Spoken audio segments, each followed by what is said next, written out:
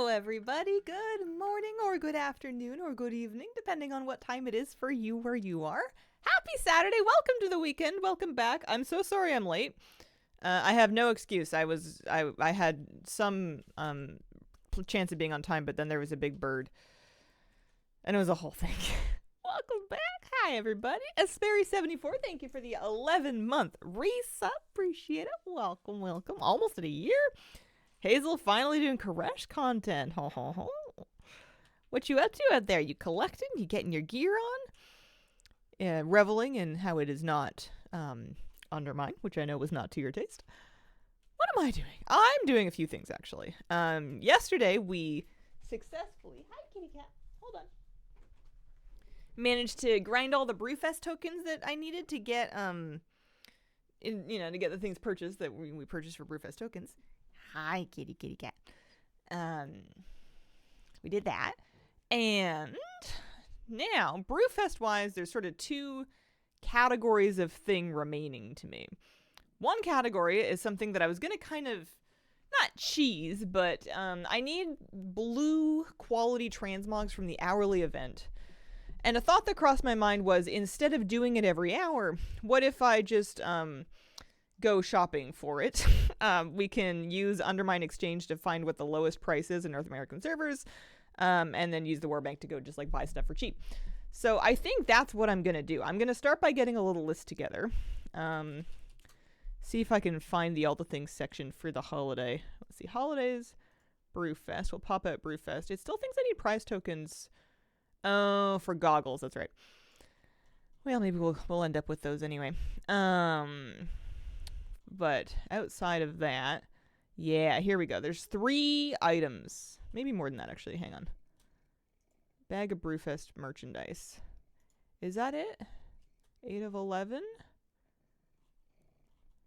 8 of 10 of 13. Okay. I believe these are the last 3 things I need. Is that really? No. There was a crossbow. No, I got the crossbow, I think. Yeah, I think those are the last 3 things that I need. So I think what I'm going to do is, because they're all BOE, I'm going to look up where they're cheap, and then I'm going to do some shopping. Happy Saturday. Hello, Luke. Happy Saturday. Rip. Need rip. You might still, you might have a good chance at beating me to it. I've been very, very lazy with my Koresh rip. I have settled into that end of season, well, not end of season, but like mid-season cadence where I'm just doing the weeklies and that's about it.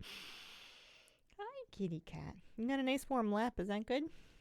You gonna be nice and toasty here? Oh, hang on. I did a silly thing. I pulled up the list and I immediately forgot what was on it. That's not going to do me any good. I'm going to take a screenshot this time so I at least have like a little snip to reference on my other monitor. Otherwise, I'm just going to be doing nothing. What are the odds I'm getting distracted in character creation when trying to access economy on a new server? Certainly possible. You can never rule it out.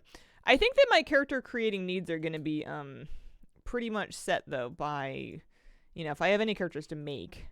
Because then I think Remix is going to be the moment to do that. I don't want to do that. I want to pull that same list that I literally just had up again, but this time I'm going to save it. We also need to do daily corn dire brew for a chance at this Brewfest bomber mount. That might be kind of nice. Looking forward to that. We're looking for that. That's the list I want. There's just 3 things that I need. Ceremonial Mace, Crystal Ward, and Portable Forge, which is the back piece. I don't even need to save that screenshot. I just need to have it on my monitor. No map for me today. Maybe tomorrow. Best of luck with that. I'm going to give I haven't done my chance yet. I'm going to give it a little bit. I'm going to do this first. I think maybe I need to let my luck percolate a little bit. Let it build. Yeah. Hopefully. So on my server, 3,800 gold for a Dark Iron Portable Forge, but it looks like, based on Undermine Exchange, Proudmoore has tons of them. Now the question is, do I have any shopping else on Proudmoore? Wormrest Accord killed Jaden Dalaran Thrall. No, okay. You know what? Wormrest Accord has them for 500, so I think I'll do that because I'd rather not make another character. If I can do this with a character that I already made. These 4 Volpera are just for the sake of shopping on other realms. I'll spend an extra 250 gold to not have to create another character. That's worth it to me.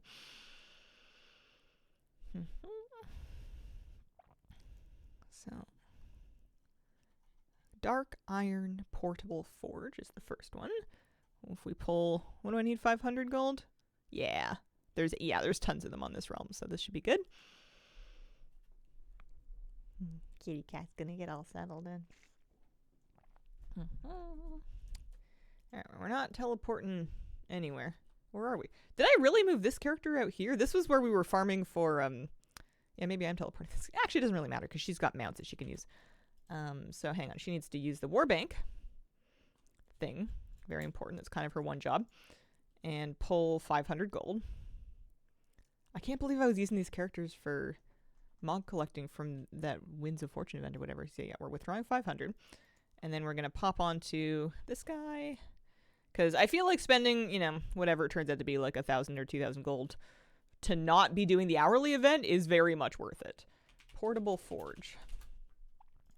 And that is what I want. Oh, the rest of them on this server were much more expensive, but that one was nice and affordable. Appreciate that. Thank you very much. We're going to learn that, and then we're going to figure out where we're going next. I need a ceremonial mace.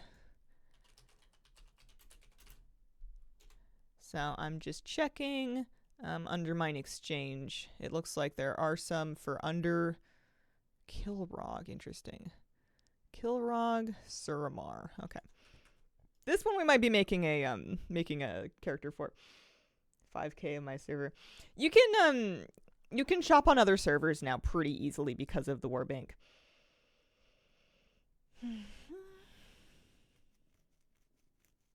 Took me 2 days to figure out how to add hops to the brew. Oh no. It's not very intuitive. When I heard it was like an evoker charge style game, I was like, cool, so I'll charge it all the way up. And then it took a little bit to realize that it was not what they wanted me to do. Kilrog. That's Kill Jaden. That's the wrong kill. So we're gonna go to Realms. And we're gonna go to the realm that we want to be shopping on. Da-da-da-da. Okie dokie. Game sound muted? There isn't any right now. I think I have it turned off. I should look into that at the earliest opportunity. Unless you want me to just sing to you. Alright, and now we're creating a character. I like doing Volpera for this because they just happen. Customize, name.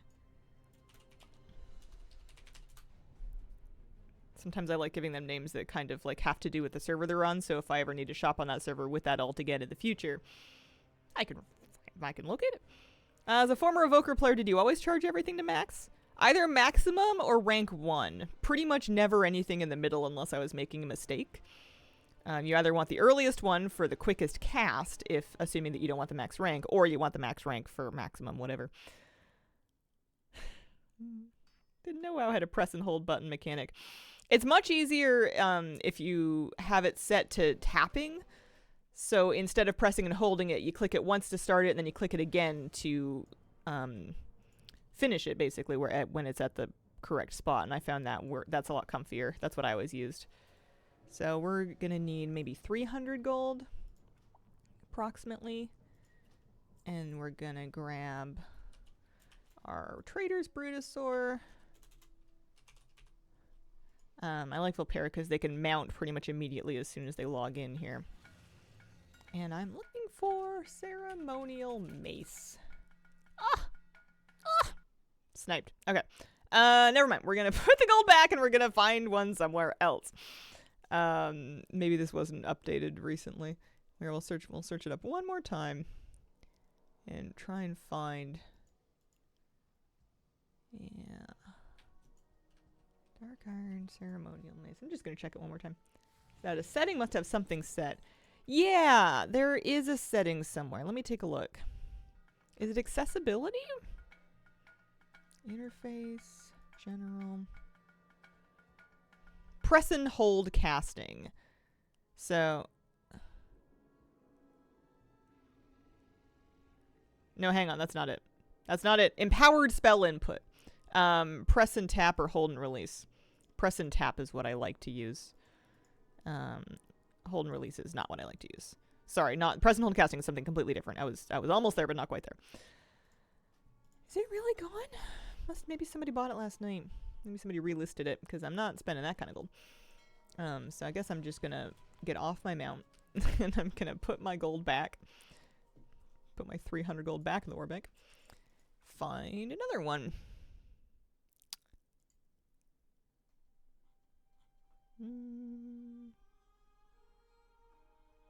I don't have any other. No, those are all in library. All right, let's try again.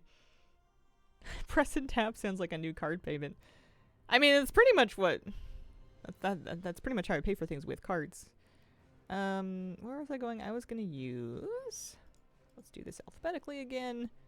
Remember our A, B, C, D, E, F, G's. Heading over that one. Gotten that mace numerous times, still needing my last item, the Crystal Ward. We know you don't like accepting gifts. What about the legal gray area of listing an item really cheap when the auction is free to buy? Yeah. I mean, who knows if it's me that's gonna buy it. Create a character. So we're gonna say Volpera. We're gonna customize it.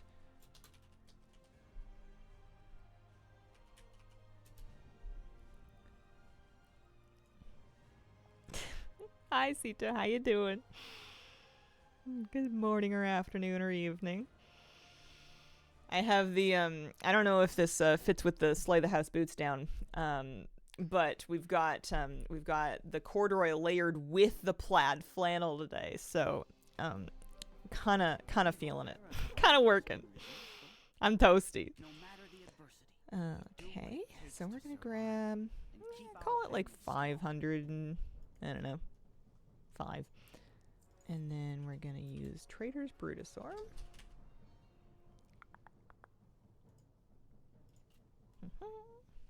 It's so cozy, toasty, stylish.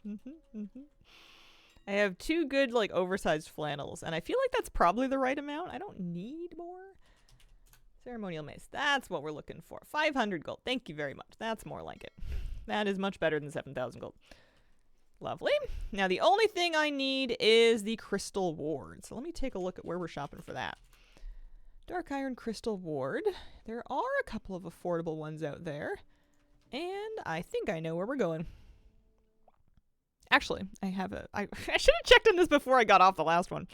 Again, there are lots on Proudmoore, but I'm going to go over here. Really like Volperas, just hate that they're Horde. You know what's funny is this whole time I thought I was choosing Horde Volpera. In my mind, I was like, surely they must be on the other side of the screen as well, and there's just some reason why I like starting them in Orc. But you're right, they are Horde. Oh, man. Yeah, so cozy. It's definitely Fallout. It's sprinkling. The birds are making a ruckus in my gutters. I want to, pull... How much gold did I want for this? About 500 again. Although I did already use my war bank, but it's still here. That's great. That's good. Withdraw. Yeah, again, 505. Yeah, I should have just checked on this server, because sometimes these, like, really high... Okay, no, they're gone. Never mind. Putting it back. Sometimes high pop servers will have lots of things that are affordable. Here, I'm putting my 500 gold back. And then we'll try this one more time on a different realm. Don't mind Horde, but hateful Paris. Oh, dear. Oh, Sister Moonshine, thank you very, very much for the 4-month resub. Appreciate it. And Ruby Bea had a 13-month resub a couple minutes ago. Thank you very much, guys. Appreciate it. Glad to have you here. I don't think flannels are just a Canadian thing. I think they are a wonderful friend to anybody that wishes to be warm and, you know, covered in crossways stripes. I need another one. I need another shopping alt. So we're going to a realm with many people on it.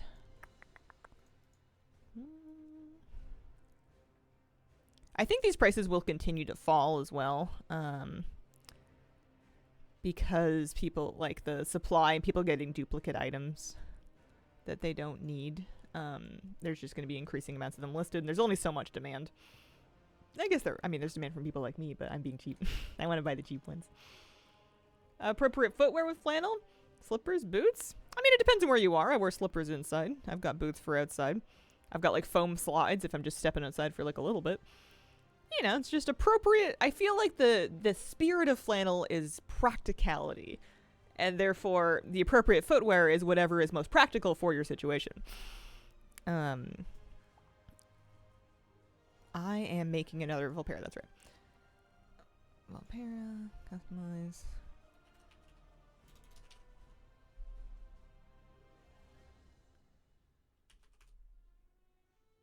There you go. Proud moo. Anything. Yeah. Currents is our local expert. Ghostlands and Eversong Woods 100%ed last night. So satisfying. Nice. No flannel. Do appreciate it. Bad Canadian not having any. You'd be a bad Canadian for wearing anything that didn't feel true to yourself. You gotta live your life.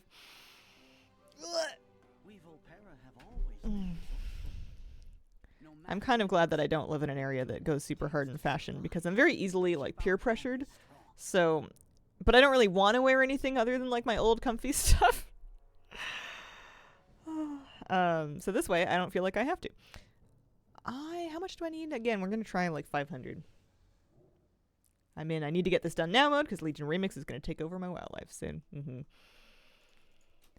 Yeah, I feel like I'm not going to get the things that I want to done before Legion Remix, but I'm also feeling like if there's any loose ends, I should tie them up now, because I don't know how much back and forth I'm going to be doing post Remix. Traders, Gilded Brutosaur. Oh, thank you. I have tea delivery. They don't give you a flannel and a double-bitted axe when you turn 18. No, could we interest you in some student loan debt? We're looking for a Crystal Ward. What? Okay, these prices have clearly been reset since the last time. How old is this data? Doesn't matter. Somebody's on it. Well, maybe I'll come back to that one. Maybe I'll come back to it. I've checked 2 servers now, and it wasn't what it used to be. I could try one more. Server. Or I could just spend the 2,200 gold, actually. If I think about how much gold, it's not that much. Pull 2k. If I think about how much time it takes me to make 2,000 gold, especially if we're doing weeklies, and how much time I'm losing here noodling around, I think maybe that we're just gonna have done with it. There we go. Job problem solved. Fine, you got me. Dark Iron's Crystal Ward. Perfect. Okay, so now there are no longer any rewards that I need from the hourly event. There is no more reason for me to stop every hour and go do it. It was kind of fun, but I've done it enough times. I don't need to see it anymore. I'm good. I can dunk 300 gold back down. And leave this alt alone for the next time. Yeah, it's possible someone's sniping. If so, they might have gotten 1,000 gold or 2 out of me, but that's okay. Final for life. Is your server balanced Horde and Alliance-wise? No, it is extremely Alliance-heavy to the point that if you're Horde, good luck getting, like a crafter in trade chat or any kind of public event going. It's a mess. Yeah, hard to do festival events for the other side. I started to avoid my Horde Lightbringer alts for the event, the hourly event, because I realized that it was a little dicey getting them done. Looks like the handy bits people put in tea. Don't think there are balanced faction servers anymore. Yeah, I'm sure that there must be some. Well, I don't know. People tend to gravitate. People want to play in a server where their faction is dominant. So anybody that is looking for a server to play on is going to pick one that aligns with their faction. So yeah, they are probably going to all get a little bit mismatched. I was doing these rares again for a little while because I was reading more. I don't know. I was just thinking more about the Crackling Shards, and we haven't gotten any yet. And I thought, you know what I'm going to do is I'm just going to camp out here for a while. And, you know, kill these 2 rares again and see if I get lucky. It should be a 1% chance. It should be basically like a 1% mount run every time you do this. But you can do them pretty frequently because they respawn every couple of minutes. The downside being that you need to get it to happen 10 times, but I can't even get it to happen once. Any luck with any Brewfest mount yet? No, but that does remind me I need to try it for today. I do need to try it for today. Also, Boulder Springs. Sometimes I get lost. It's right here. This is where Spring Bubble likes to spawn. Let's get in queue, huh? Let's go try our corn dire brew. See how it goes.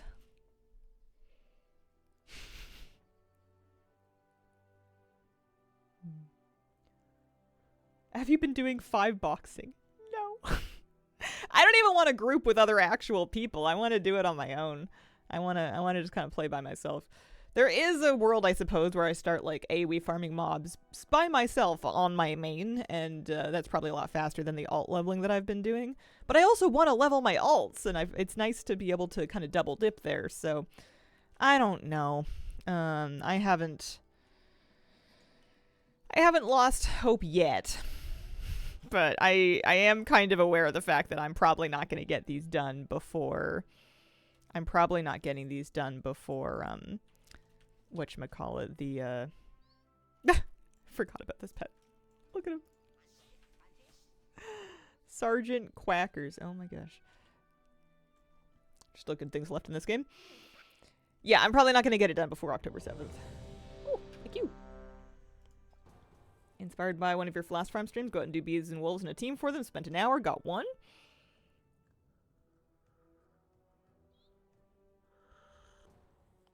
Main objection to events is I like to focus on one thing, and being interrupted every hour is annoying. Yeah. I figured that if I did want a Crackling Shard farm today, I was going to lose a big chunk of overall time if I was logging over to do the hourly brew event. So that was kind of one of the reasons I wanted to just buy the rest of the mogs that I didn't have yet, was to just not have to do that anymore, basically. All right, we're going to leave group, and then we're going to open our thing. Your duck is cool. Thanks, Sid. Happy Saturday. Hope you're doing well. What are you trying to do? Like in life, or Crackling Shard farming, sort of. Yeah, Crackling Shard farming. Sort of alt leveling, although I guess I'm on my main right now. And I just did my once per day chance at the Brewfest Bombers. So let's do a little drum roll and see if we get lucky.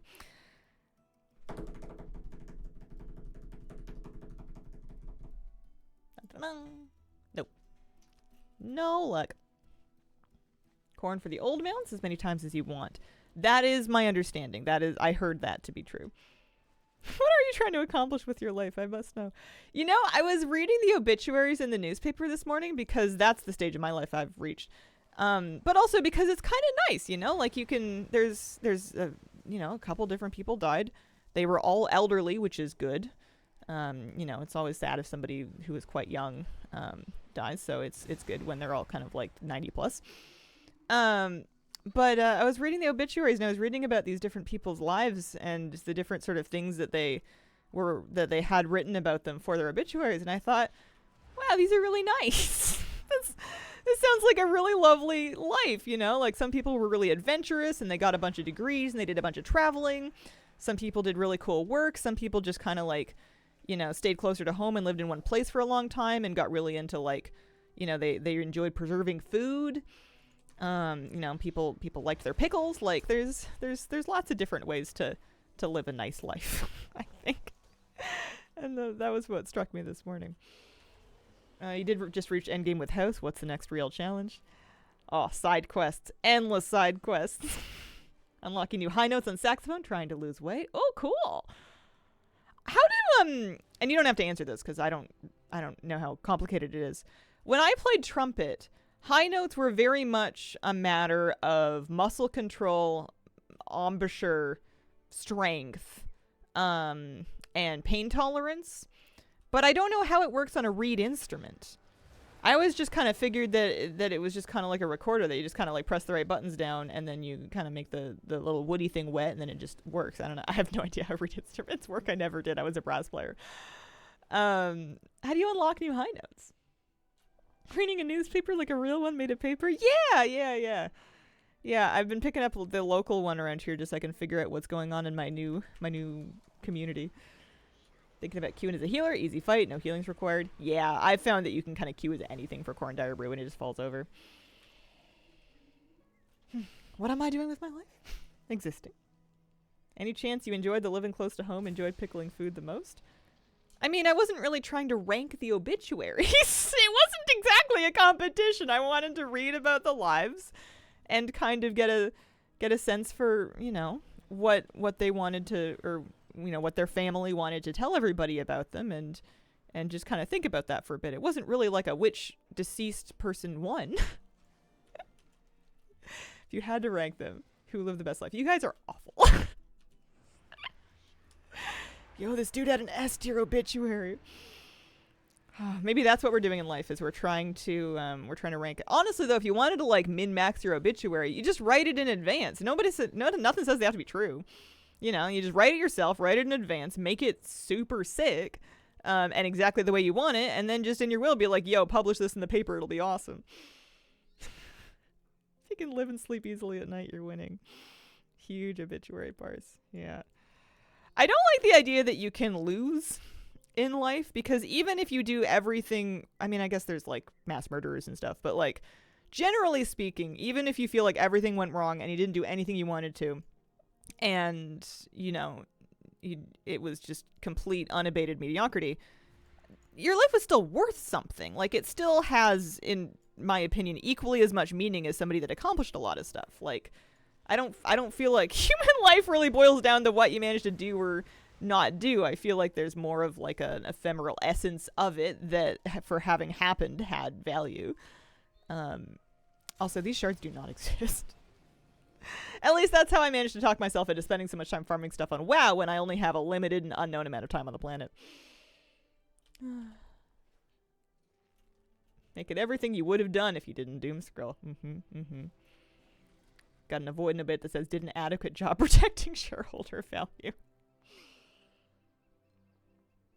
I want to learn how to play the drums, but I also don't have drum kit money or the space. Don't think my 17 neighbors would appreciate it. Well, maybe not at first, but what if you get really good and then they get free drum concerts? Oh, electronic drum pads. Or that. Yeah, that's probably a better idea. I was hoping I could do this to get at least one shard, but maybe I'll just get back in an element and just go start farming. I found that when I was doing the Isle of Dorn campaign quests, like the main campaign quests, there are a couple of kill quest areas, but not very many.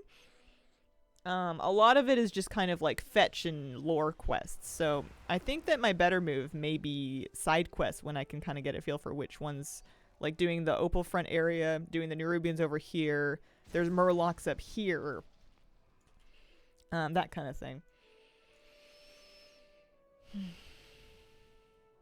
We do love going back and forth between discussing our favorite bread machine recipes and existential crisis.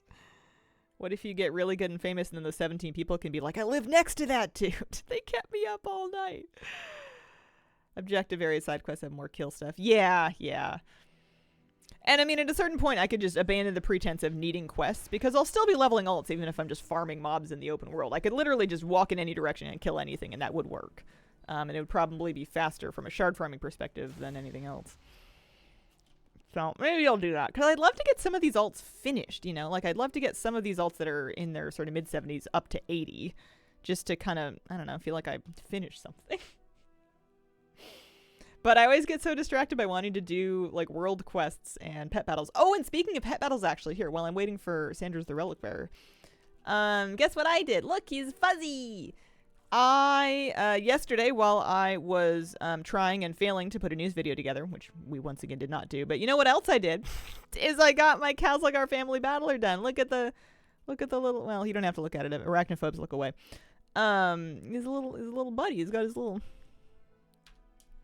Are you worried about pet battles and Nintendo's new patent? I can't say that I am. I don't know much about it, but even in a world where Nintendo somehow manages legal wizardry and makes Blizzard delete pet battles, I think my life would still probably continue. And I don't see that happening either. Did a delve yesterday and Dorn got a shard. Thought of you. Oh, congratulations. Not far from the Aerosmith apartment. I'll be just like them. That would be a fun obituary. Anyway, I got pet. You actually get two of them. It's weird. Like, you get one that's like learned right to your journal, and another one goes to your bags. And I think it's because they did like a funny hotfix from when early in the expansion, doing Kazlagar Family Battler would not grant you the pet at all, and game masters couldn't even give it out. So when they got around to hotfixing it, they did it in a funky way that gives you two of them instead. Pretty sure new parents. Oh, new patents, probably.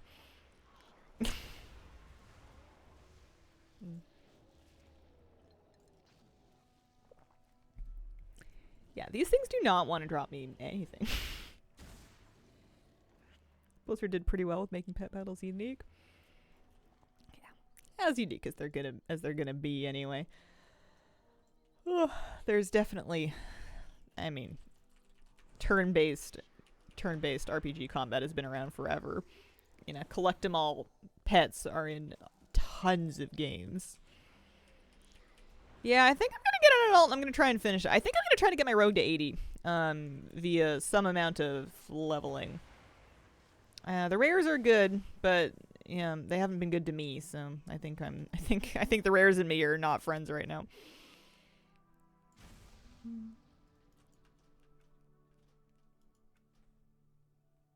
Guess you didn't technically summon them. You released them from a cage. If I had to guess, if they were doing, and like I said, I don't know anything. If they were doing like aiming for a game, I'm sure it's more likely to be Palo World than World of Warcraft. And if you collect ally and battle with them in Japan well before Pokemon 2. That Nintendo patent is going to get canceled as soon as someone who cares enough tries to do it. Gotcha. Write-ups in the patent law community. Why am I surprised that there's a patent law community? Why does that surprise me? Here. Shopping alts 2. Stick these guys in there.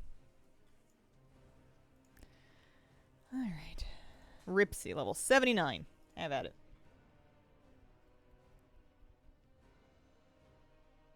Bet there's a patent law subreddit. There's a community for everything these days.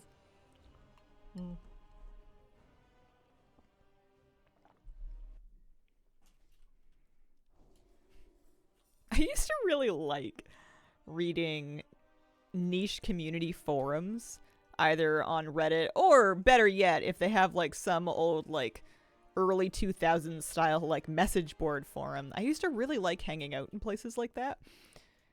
And I can't quite do it anymore because they just, a lot of them end up astroturfed or filled with like, I don't know, things that are suspiciously bot-like, or like I can't trust that any of it is or isn't AI anymore. And or, you know, like just paid astroturfing, especially if it's any place where people recommend products to each other. And it kind of took all the fun out of it. That's for 5 flying battle training stones. We're not going to do that. We could do delves, actually. We could just go do 3 rank 1 delves. It doesn't track in my rarity, but it will give me an extra weekly for some more gold and stuff.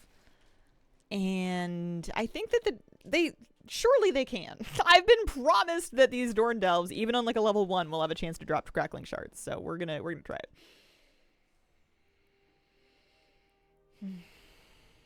What was the nichiest niche hobby? Well, it was usually hobbies that I had some stake in. So you get really into if you get into fish keeping forums, they subdivide into people keeping different types of fish.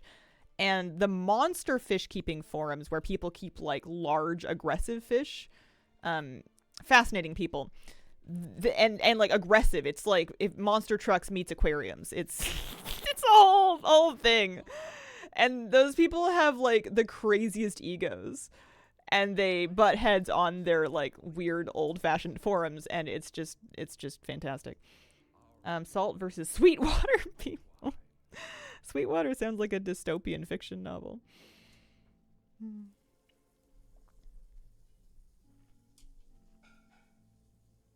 I have not seen that copy pasta, no. Webbed hookshot obtained. Here we go. So yeah, we'll do each of these 3 Islandorn delves on a level 1. It should be decent experience. It should be good for her weekly, and it should, in theory, have chances to give her Crackling Shards. In theory, could happen. Infamous multi-day thread from a niche bodybuilding forum where they were debating how many days there are in a week. I could understand trying to debate when the beginning of the week tracking should happen, because you get your week begins on Sunday people, you get your week begins on Monday people, and then you get your contrarians that just want to watch the world burn and decide any other day. But like, were they trying to institute like their own like you know, like yolked protein powder soaked calendar. You know, where they're trying to move away from the modern calendar. Where the Swedish fish live. Oh, man. 3 hobby websites, 3 of them full of bitter, cranky people, and from the comments you'd think they hate the hobby. Week begins on Monday because it's International Chess Day. Easy peasy. Week starts on Wednesday, ends on Tuesday. Yeah, my work week for the longest time has been Wednesday through Sunday, and then my Mondays, Tuesdays are weekends off. But it means that I'm really annoying to get a hold of, actually, because I don't often check my messages or my phone or my email during Monday, Tuesday, but that's usually when a lot of places will get back to you because they are catching up on their messages in those days. The Julian calendar is oppressive. Long live the Brolander. Toy that you get flies you to a random bountiful delve. Might be useful. Yeah, I definitely have that. I'm doing leveling alts, though. I'm level 79 right now, so bountiful delves aren't really a thing until 80. I did not do this. There we go. Problems with the goggles. Can't get the quest from the quest giver. Mogging them doesn't seem to work. Interesting. No.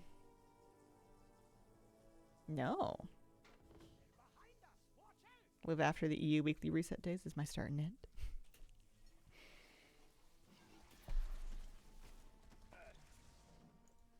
Yeah, I guess the WoW week for North America starts on Tuesday. That's a good point.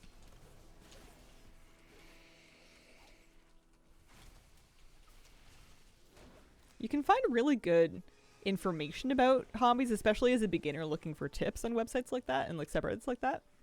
But I find if you stay too long, it starts to get like less fun. Like people get picky for the sake of being picky, and people will be like really, I don't know, set in stone about you must do this thing this way when it's not that serious, or maybe there's lots of different ways to do it. But I feel like if you get a group of like enthusiasts and you trap them online for enough years, they're going to get like weird about optimization to the point that if you're just a casual onlooker reading through it, you're going to get the wrong idea about how intense you need to be about it, because people just naturally become more intense over time. Yeah, people love a min-maxing hobby. The only reason I'm thinking about this is because I went down a rabbit hole of reading more about composting and vermicomposting and bokashi composting, and there's people out there like fermenting their compost before they compost it, and I just kind of fell down that rabbit hole. And composting is effectively one of those hobbies where like it's very easy, like it's almost impossible to mess it up because you're just allowing stuff to rot. It's just about taking organic things and then letting them turn back to dirt. And the question is, you know, how much work are you going to put into it to make it happen sooner or later, or cold or hot or whatever? But like, it's going to happen eventually no matter what. Like, the only real variable is how long it's going to take and whether or not the local raccoons or whatever are going to tear up your trash, your pile. Don't you care about the last 3%? Oh, it's diminishing returns. And that are monetizing them, yeah. You gotta make it rot harder. But I was, for all that I say that people try way too hard about this kind of thing, I also wanted to try harder because, like, I want to start, like, I use, I have a worm bin, and I now have some outdoor compost too, although I have to be careful about what I put in there because of wildlife. And there's different ways around that. You can kind of, like, pre-compost things and then put them outside, or, like, you can pre-compost things and give them to your worms so your worms can process them faster, because the worms are indoors, so they can handle things that you wouldn't want to put outside. And I was just confusing myself with way too many ideas and no actual plans about like how I wanted to handle processing more of my household scraps, and also like paper and cardboard scraps. You know, I want as much compost as I can get because I've got lots of garden beds and I want to top dress all of them. And I don't want to buy any compost because why buy when you can make? But yeah, there's got to be a fine line between doing too much work, but also doing enough work to make it happen quickly. Because sometimes, you know, you might put a bunch of stuff in a pile and then like 2 years later it's done. Or, you know, you shred a bunch of stuff, or, you know, if you're feeding stuff to your worms, some people are like, oh man, if you freeze it first, that's going to burst the cell walls of the food to make it mushier, to make it easier for them to eat. But like, also you don't want to mess with your worms too much, but also you want them to be like, I don't know, it's a whole worm thing. You got to do it the rot way, you know? Together we will rot, Max. I just need to chill, I think. I'm just excited about it, and it was the latest thing I was getting all fixated on. At some point, you just become a gourmet chef for a worm hotel. Yeah. Shove it all in a blender, have the worms eat it. I food processed my last batch of fruit scraps. I made an apple pie, and I had a bunch of like cores and peels and stuff, and I food processed them into a worm smoothie, and I gave them to the worms. And they have been demolishing it, so that's good. That part's nice. I'm trying to feed them on one side of the bin so they migrate to that side of the bin so I can harvest the stuff from the other side of the bin, but then I'm like, do I want to put it on my garden bed? Do I want to just like stick it in my other compost pile to like, you know, like infuse it with microbes so that starts composting faster? Go to your community compost green waste plant, ask for a few buckets. Yeah. About to say that you mixed it into the pie. No, it did smell kind of good. It was largely fresh apples. It smelled a little bit good. I did not consume it. I did not taste the worm smoothie. The worms did though. I'm in combat, so I can't even loot that if I wanted to.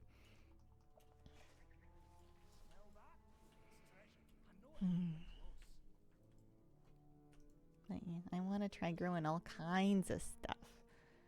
And I don't really want to buy compost. I want to make compost. What did your mom think of the pie? Was she a brutal critic of the crust? No, she said it was very good. She also liked the salmon and the bread. We had a lovely dinner. It was really yummy. I actually really liked the pie crust. It turned out really good. I had more of it yesterday after lunch. It was yummy. I forgot to take a picture of it before I cut the pie, but I'll just have to make another pie and I can take a picture of that one.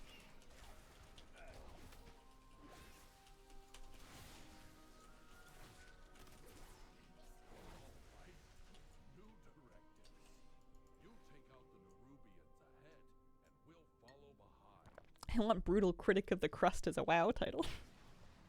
The critic of the crust. It's good. It's a nice partial alliteration. I was in my head trying to figure out, like, I did some pruning in the yard and I pruned some like sort of hedgy bushes that were like really green. So I had like these sort of like thick, super green, pretty fresh branches. And I like wanted to compost them, but then I was thinking, well, they're huge. But like I can't really shred them because I don't have a lawnmower, I don't have a shredder, but also even if I did, they'd be green. So you would get a shredder, but you would also dry them out first. So you would like lay them out, but maybe in the sun, but you know, like the sunny season's just about over. So, I didn't figure out what I wanted to do with them. I have them in a compost pile right now, and they look about as fresh as they did the day that I cut them. There's like holly in there. I don't think I think they're just going to exist permanently. I think I've made a permanently evergreen outdoor bouquet. Later me problem. We're not in a hurry anyway. Trying to redesign your yard, want to keep some of the gardens going. I'm trying not to bite off more than I can chew, because I have like 10,000 ideas and no energy.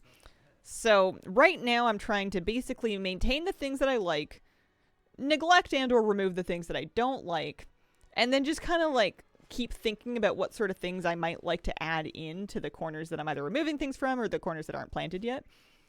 And I'm trying to just keep mental notes. I should probably start keeping actual notes, because I'm not going to remember any of my mental notes.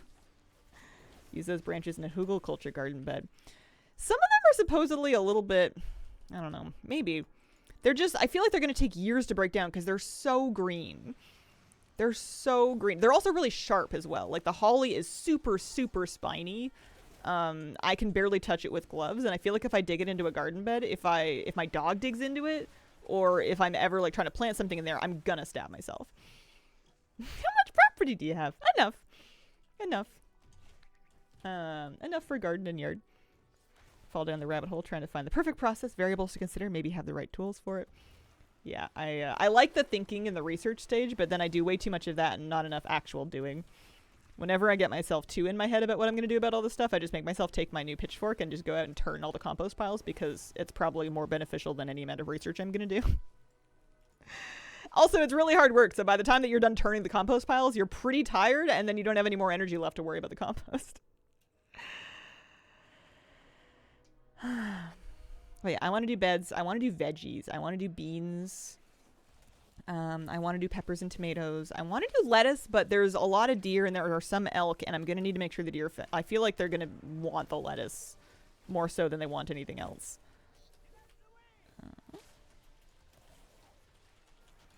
I've been trying to remove all of the really sharp stuff, super thorny things that I don't like super like, because my dog likes to grab stuff and I'm afraid he's going to stab himself in the tongue. So I've been removing things that are like really thorny. People love planting barberry, Japanese barberry. It's like this reddish, shrubby looking thing. It's beautiful. It's like an ornamental shrub, but it's not local, it's not native, and it has the spiniest thorns. I can't stand it because if I'm not stabbing myself, my dog is. I had a neighbor that had it in the neighborhood that I used to walk by with Moose, and she had left some prunings out, and Moose thought it was a stick and grabbed one, and then was like, ah, my mouth. The deer and squirrel dictate what we're able to grow here. Yeah, they form their own HOA. Any luck? No. No.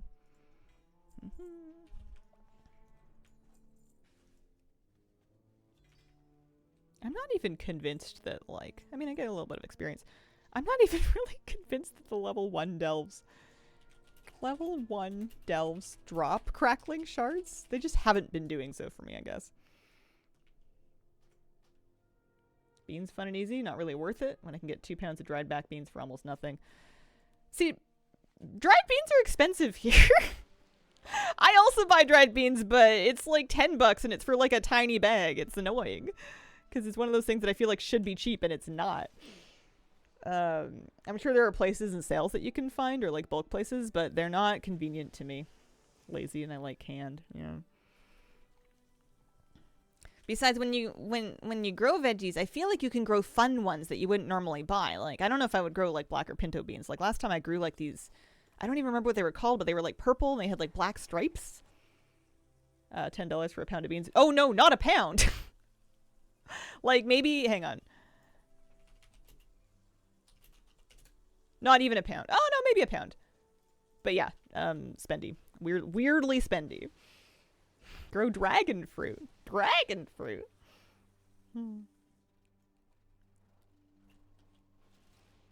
Oh, I don't know why.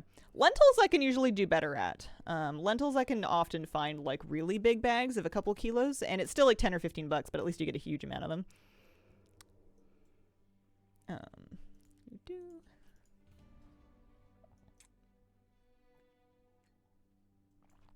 But I don't think I would ever grow lentils because they sound like an absolute pain to harvest.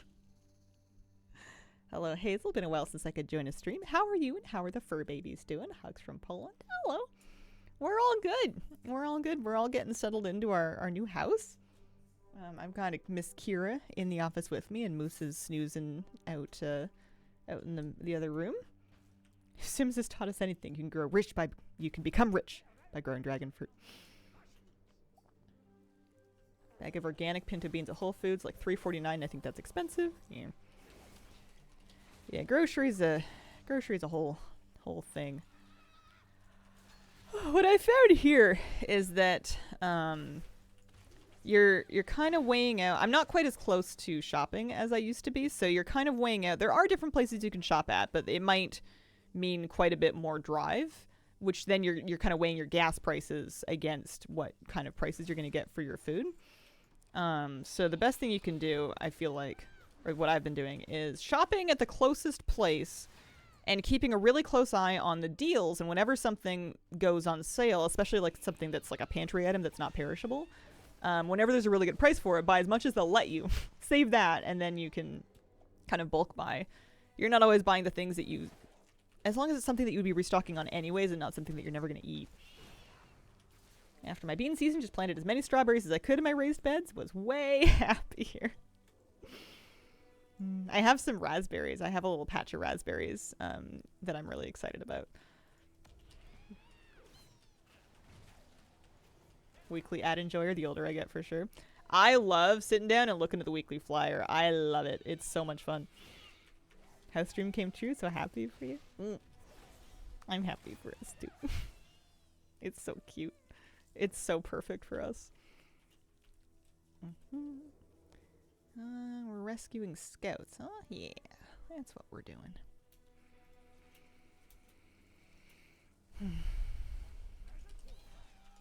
I guess we're getting some experience for doing these. This character's already done all 3 of these delves, so she's not going to get like the Delver's Call quests or anything because I've finished those already. But we're getting some XP just for like running through it. She's going to get her weekly done. And she's getting progress on the Delver achievement because it's still delves done. They don't count for bountiful delves done, but they do count for general delves done. And I need lots of them. We have a vacuum sealer so we can buy stuff on sale to use whenever. Yeah. I love my vacuum sealer. I just use it for fish though. Whenever we catch a lot of fish and it's more fish than we can eat, I clean and vacuum seal it so that we can freeze it and use it later. I have like 2 salmon's worth of salmon fillets vacuum sealed in my freezer right now. I'm real excited about it. Same vibe as my grandparents looking at the newspaper for fun. I look at the weekly ads for fun.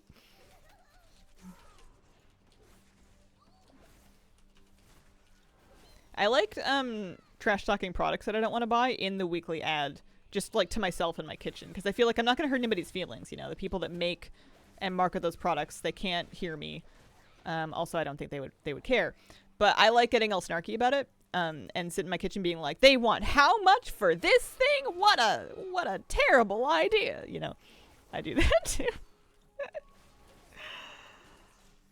What do you call the opposite of a deal?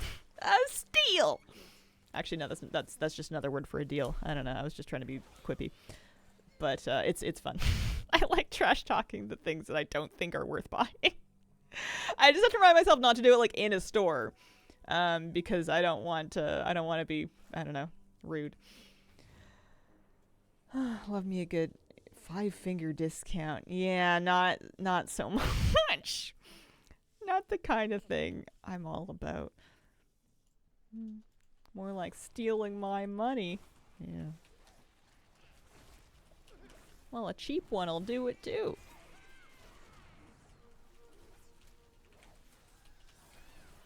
I have a big bag of potatoes I got a good sale on. I need to make some potato-based things. I was just gonna bake some potatoes, honestly. I have a little chives plant that I found that has like garlic chives, and they're really yummy. I feel like they would be good mixed into baked potato. Literally the same price at the store all the time. Potato soup. Made that instead of mashed potatoes. Have no regrets. I used to really try to make potato leek soup, but then I stopped wanting to buy leeks. But I suppose I could just make potato soup without the leeks. I suppose I could just make it with like chives and green onions and regular onions, honestly. I don't see why not. But yeah, I should use them before they go bad. Otherwise, I didn't buy food. I just bought compost.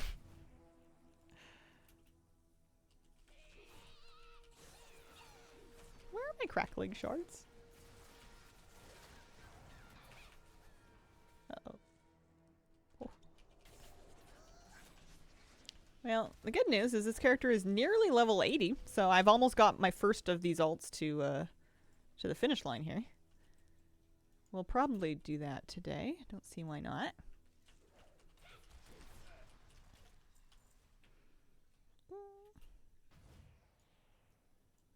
Oh yeah, I was gonna Google level 1 delves crackling shards. I think I got distracted.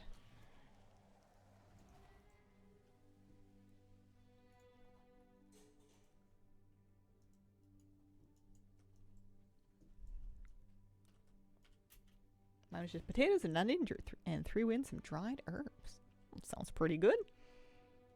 That sounds pretty good. I'm very excited by the idea that I can like get different herb plants and I can plant them wherever and I can have as many of them as I want. Like if I want like a hedge of rosemary, I could do that. That's an option.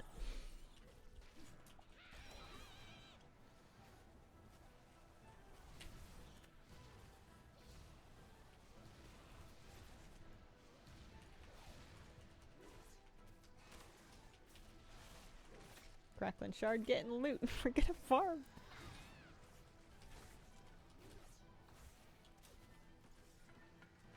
Man, it looks like song lyrics, and I'm sure it's catchy, and my brain cannot figure out how to put that to a tune. I cannot parse it. It's cute. Saberclaw, thank you very much for the 50-month resub. Hi, Hazel and chat. It's the weekend and time to farm up a zillion coins from the Brewfest for all the Neomog and the vendors. Best of luck to you and your current farm of choice. Thank you, Saberclaw. Appreciate it. It was Ian, right? I think. and December droughts have killed my herbs every single year. Just can't keep up with the water. Yeah. What did I get? Oh, I got transmog. I guess I didn't have these yet.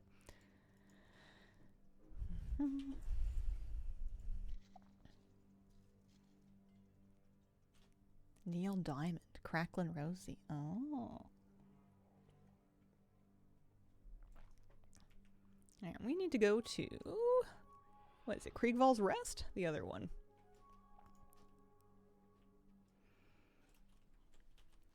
See how it goes over there. Needs a bit of work on my first coffee. I think it's perfect. Kobold tunnels destroyed. Birdman of the Three Shields. Yeah. Get this new Delve Weekly done. Oh, I got some polished pet trims.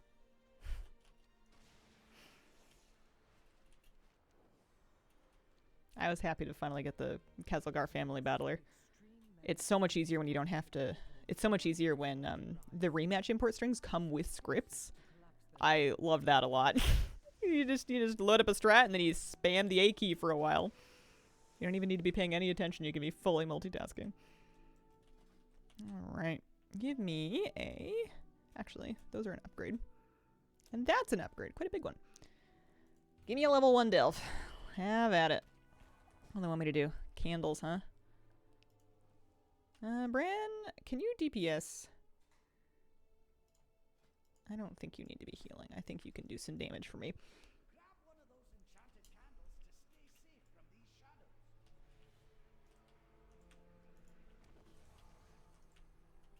We take candle.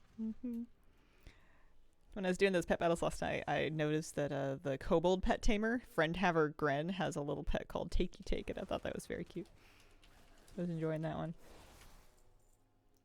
At least there's only 4 tamers to do for Family Battler. It used to be like 10. It used to take so long. Stolen keepsakes, huh? Let's do the rare over here. I wonder if these elites have a higher drop rate as well, or if it's just the outdoor rares and elites. Hard to say.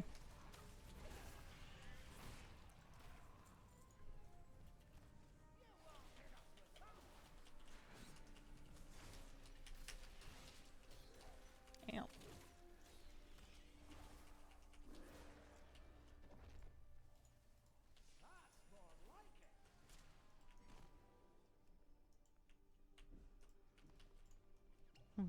A foot pedal and rebind it to that, and then train Moose to press the foot pedal. I mean, I kind of ran out of pet pedal achievement to do. I guess I could set it up if I wanted to for I could set it up if I wanted to for leveling pets. You know, 2 pet strats.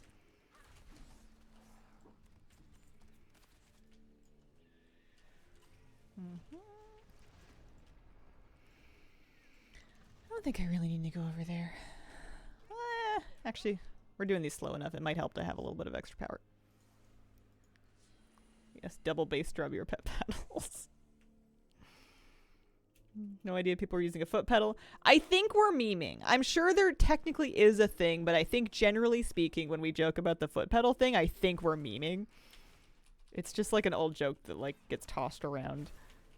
People connecting like different like funny proprietary controllers for different cooldowns.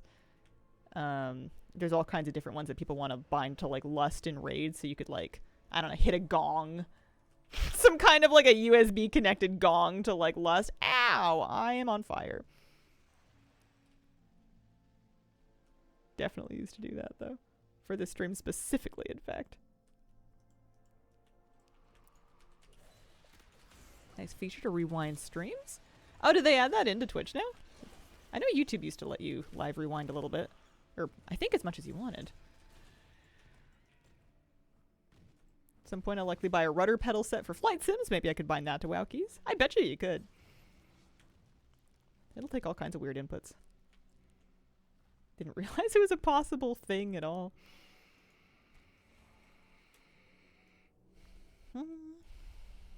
Yeah, not that different from having like extra buttons on your mouse or extra keys on your keyboard, really.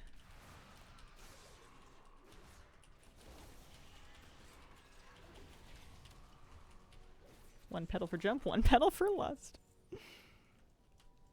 Listen, we're not really gaming until you get the voice activated lust that will only go when into your open mic Discord you yell the lust yell. Then you're gaming.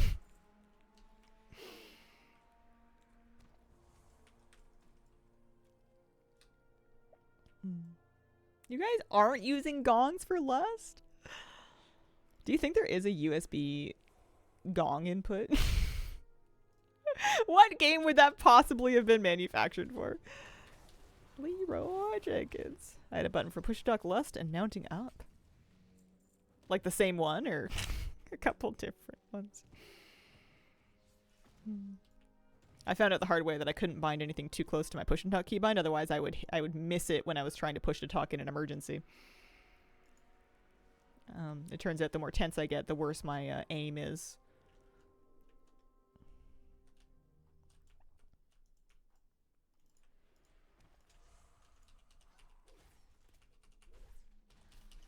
Know a gold maker that used a foot pedal to post auctions? Technically against TOS to have your animals play on your account. Man, there goes my plans to get a budgie. Just an indentured World of Warcraft bird. Kidding. Would never. What if we train the local ravens to do it? Listen, it's not my... You know, you can't prove that I consented to account share with this bird. It just broke into my house. They're smart.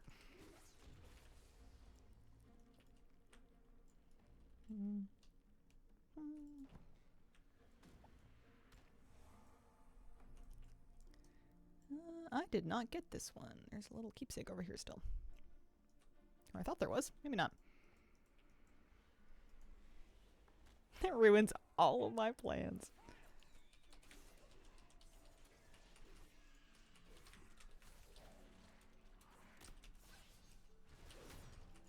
Yeah, I think Brand's doing much more damage for me now. Local Raven becomes WoW Mog Mogul. Crashes Lightbringer economy. I mean, do we have any proof that Flabby isn't just like 3 large birds in a trench coat? Could be true. I guess we're going this way.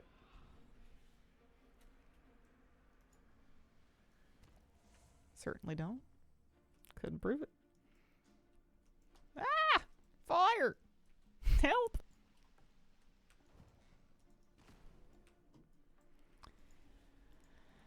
I miss doing delves. But I'm definitely not doing them on my main because I have Crackling Shards to farm. I mean, I guess I could be doing Isle of Dorn delves on my main instead of farming, and that would be technically both. I would be farming Crackling Shards and working on like my Delver's Journey plus my brand experience or whatever.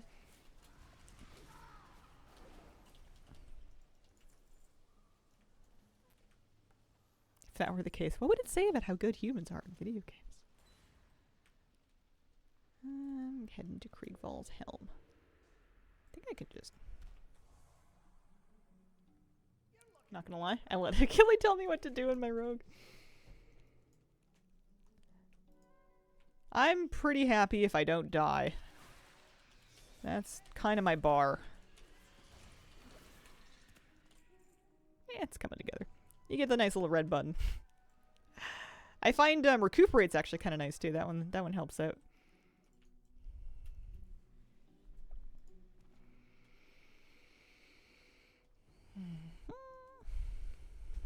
Is that it? Nope, sure isn't.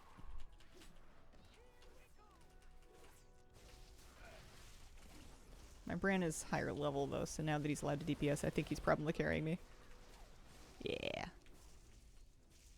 Cool. That was a bit faster. I should have done that from the first. I'll have to remember that for the next alts that I'm leveling out here.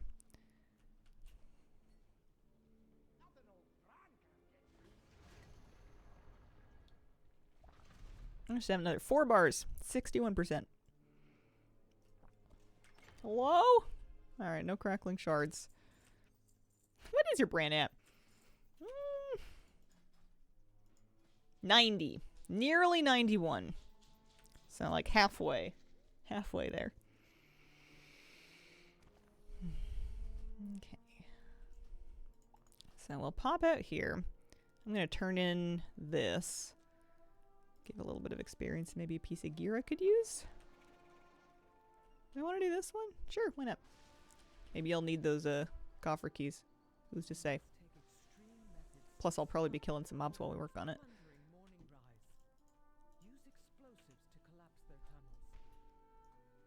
In theory.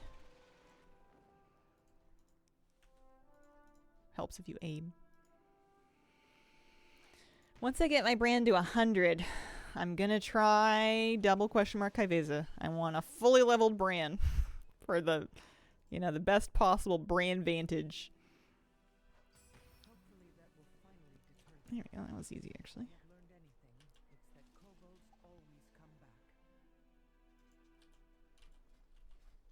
Oh, I'm talent. The exciting thing about being nearly finished leveling the rogue is it means that I will not have to figure out what she does. At Brantage, that is better. You're not going to wait for the massive power boost? I mean, my brand's only 90 out of 100. He's only halfway there. I think it's highly likely that we get that power boost before I finish leveling my brand. I think those two things are going to coincide all by themselves without my interference. Did I get my little cash? I did. Gold?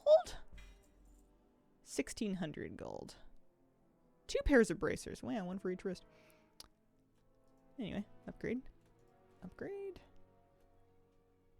Yeah. 2.5 bars. And there's some gear over here. Wow, extra shrieking quartz. That's fancy. Dusted off my disc priest yesterday. Oh, so squishy. I was trying to learn what sub rogue does, and it did not last long because I took a break from that and don't know what my bars even mean, so I went back to assassination. The default normal rogue spec. That's funny. That's exactly how I feel about assassination rogue too. The other two are like weird and fancy, and assassination is just like what I expect a rogue to be. It's like, here's some combo points, here's some spenders. These ones bleed. Have fun, you know? Have a little slice and dice. I'm sure there's more to it, but I couldn't tell you what. See if these are kill quests. All rogue specs are weird and fancy. This one just feels like the default one to me. It just feels like, it feels pretty straightforward. I guess default for me is somebody that doesn't like to stealth in combat. I don't want stealth to really have any impact on what I'm doing. And then I don't know what combat rogues are. And they call them outlaw rogues now, and they changed it. It's dead to me. I know they did it years ago, but I've refused to figure out what's going on. Something about swords and pirates and rolling bones. Oh yeah, here's a kill quest. All right, okay, we like that. Nice to actually get good at assassination. It was like 10 years ago, and I'm not over it. Sometimes my buttons, my combo points like turn blue, and I could not tell you what that means. Basically, you just get a gambling addiction and blow stuff up. I like the idea of playing rogues. I like the idea of having a rogue. You know, every now and then there's a piece of content that you have to have a rogue to do. Some rep that's rogue only or whatever. Some pickpocketing scheme. So I want to have at least one of them, but it's not a class I ever make dupes of. Ripsy is my rogue. She's the one. She's it. It's like they changed it. I remember it always being outlaw. It used to be combat. It used to be more of like a sort of a more warrior adjacent rogue spec that it used swords and like, I don't know, bigger weapons. It wasn't just daggers. I don't remember anything about how it worked though, because I didn't play it. I just know they added all the pirate stuff later. Only have one that lasted my character list.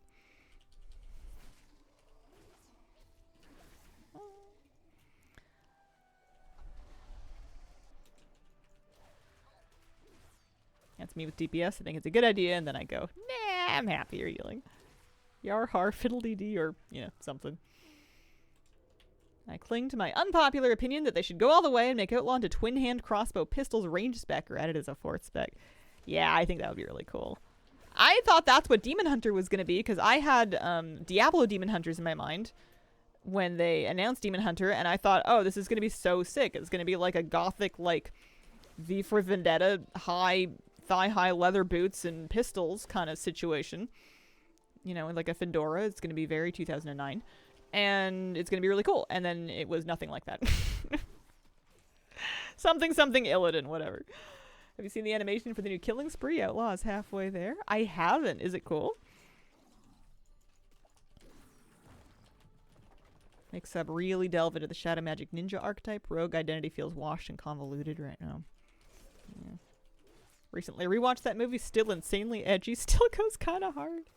I haven't seen it in a long time, but I remember my high school friends were all about it back in 2000, 8, 9, whenever that was. Now that I've said that, it's going to turn out that it came out later. When did Vendetta come out? Oh yeah, 06. Okay, it was out already. The timelines add up. I'm not misremembering anything.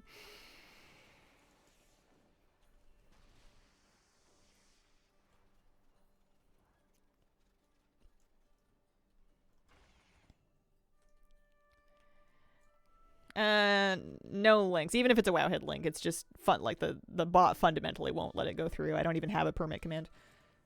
Favorite ability animation now. What movie? V for Vendetta. Never even played Diablo, but I love Vala. Am I finished with this quest? Nope, there's more. Electric Eels. This is good. Good. No.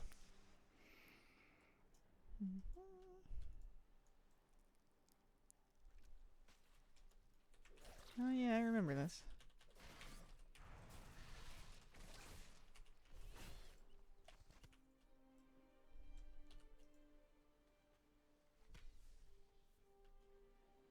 We're fishing.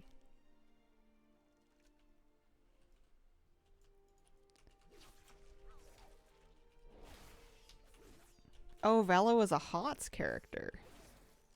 Or was Vala from... Hang on.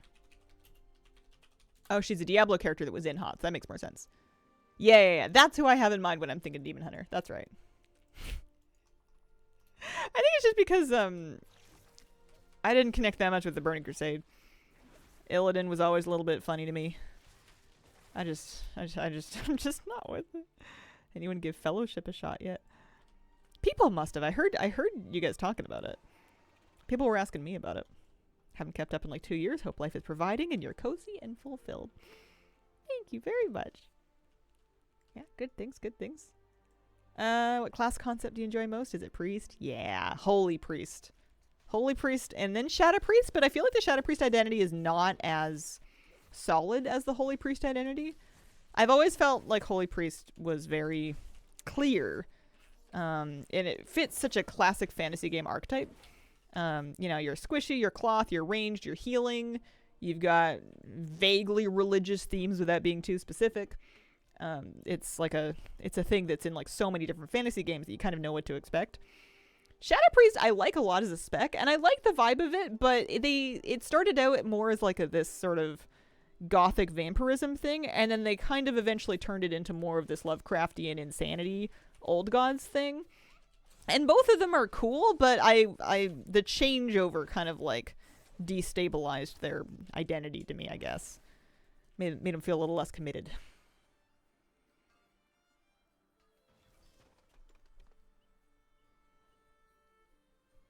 Can never play squishy classes.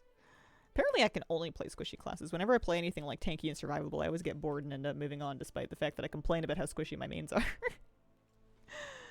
What about the identity of Disc? What about the identity of Disc? I don't even know what it is. Something shields. Maybe that's why I never liked it. I couldn't figure out what they were supposed to be.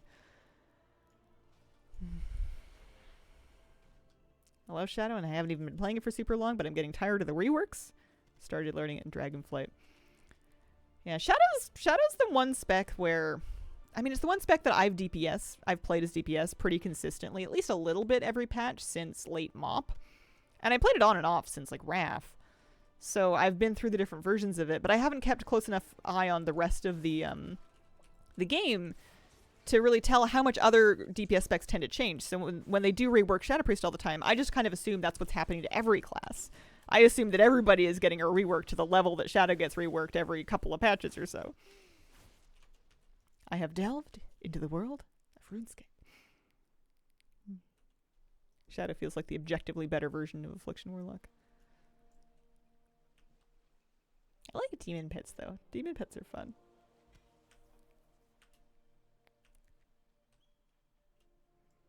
Always complain about Enhanced being too squishy, but that's definitely part of what kept me playing it for so long. I've only played Ret Paladin since I came back, and every other single class is like trying to learn an ancient dead language.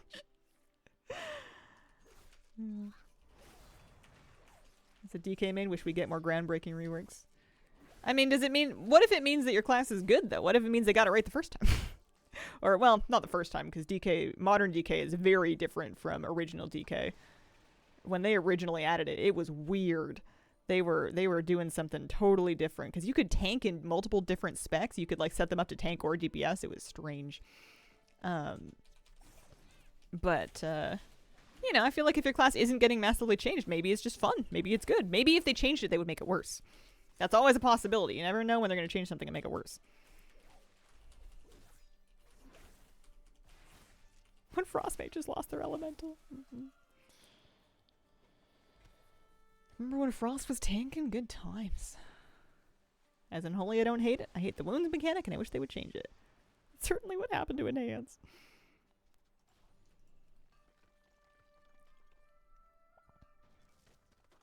Been feeling super mixed about BM Hunter lately. Since Shadowlands, when I started, S-Priest got only better and more fun to play. Shadowlands was pretty boring for S-Priest. No, hang on. Shadowlands was fine. Was it BFA that was boring? There was one of them. I feel like the last expansion that I mained Shadow was like one of the worst times to be a Shadow Priest in, you know, my own estimation. And then as soon as I swapped to Holy Priest, Shadow started getting cool stuff again. And I was like, what? What do you mean? Why? It's only fair. But, no, Legion Priest was really good. Wild Cloud Rooks fed. Like, how?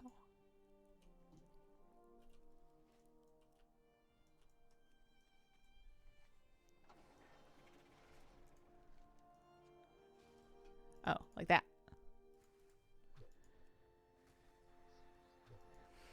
I miss combat rogues.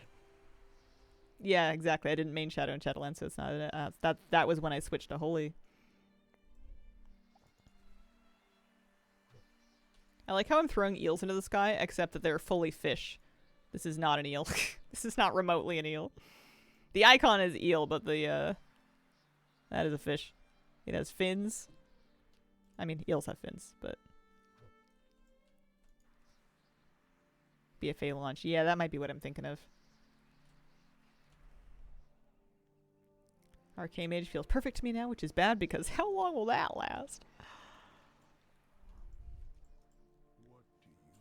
Alright. Oh, hey, I got transmog that I didn't have before. That's neat. Oh.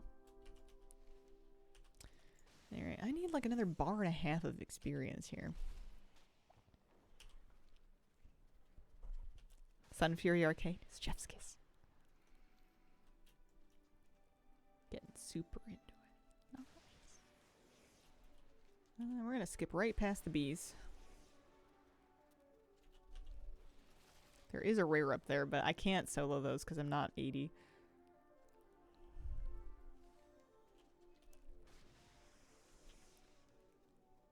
I think I want to try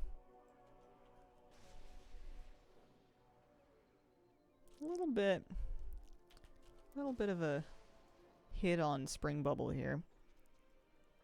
Miss Legion Marksman.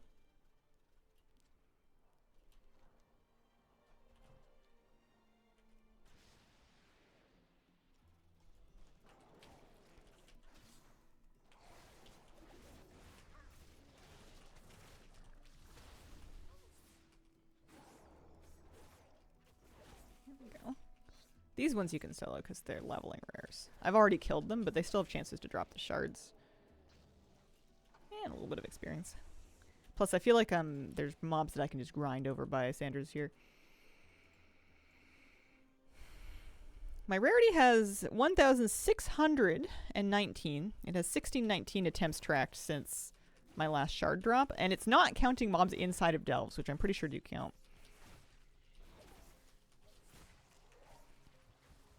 Finally just came to terms with the fact that I'm a class 1 trick, and that's okay. Makes playing the game at high levels harder. I always figured I was a better priest for not really trying too hard in other specs. I'm not trying to, like, I don't know. Like, I think that trying different roles at least a little bit can make you a better player, but I figure I'm better off trying to not master, but, like, put most of my good brain effort into one class than to spread it out amongst a bunch of them. Or maybe I'm just justifying the thing that I already wanted to do anyway because I'm too lazy to level up and learn more classes. But nothing says you have to know how to play a bunch of stuff, you know? You can only ever play one thing at a time. There's great players in the game that only play one spec, and they always have.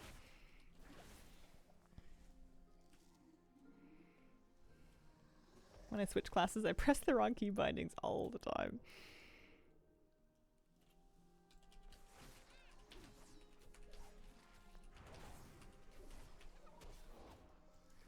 Well, I'm out of quests to do that I want to do out here, but that's all right.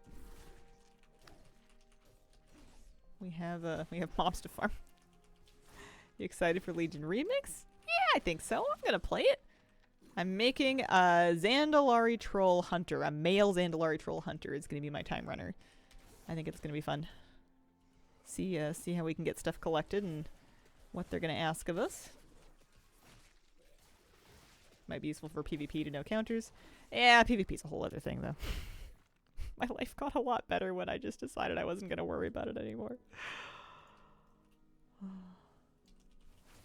When's that coming out? October 7th. Like trying out every spec and roll, even a little bit in open world. Yeah. This is about the level to which I'm happy playing my alts. Which is to say... sort of. I don't know. That's not true. That's not fair. I'm pressing some buttons. Look, I interrupted that guy. Wow. Totally counts. 9 days into my month-long vacation. What fortunate circumstances. You're going on a month-long vacation?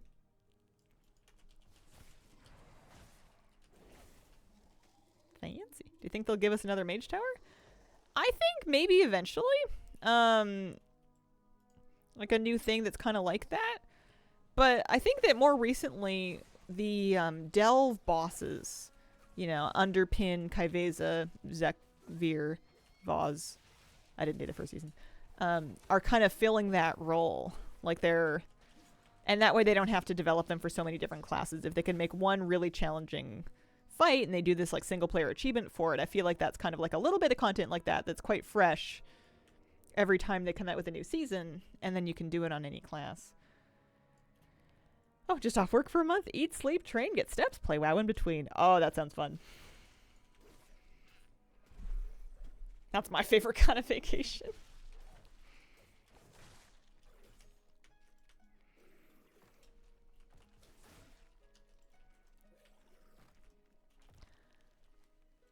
Plate, leather. Yeah, sure, I'll wear them. They're an upgrade.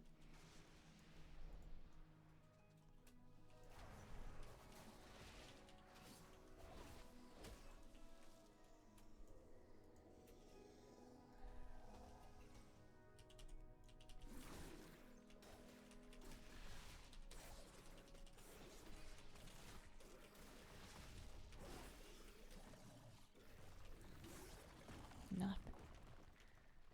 We're hoping for Crackling Shards, but they just haven't been happening yet. I don't think this is a bad place to farm them, though. Why don't you do the Nerubian? Think it's better? Well, because I like to hear. I can do the rare whenever I see him. He's up every couple of minutes. Shards ain't crackling. Yeah. There he is. I only need to get another, like, 1 bar of XP, and then I can do this in another character.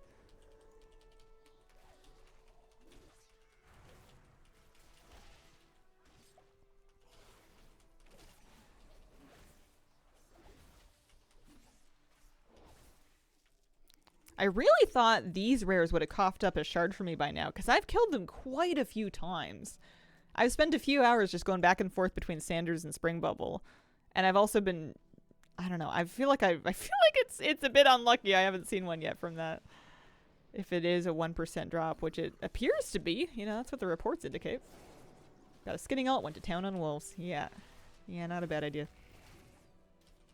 Hope we get more Fenix, Hunter, Hero talent suffer because everyone can be a hunter and look good doing it, but they went with 3 very distinct hunter archetypes, 2 of them being Elven. Sentinel looks good for my Night Elf hunter. A bunch of my hunter alts feel weird with Sentinel or Dark Ranger. I don't think I've ever tried hero talents other than Pack Leader. I think I just figured that those are the easy ones, so I just take the same Pack Leader talents every single time in all of my hunters. Okay, but also not very elvish. True. Killed so many, still just have 1.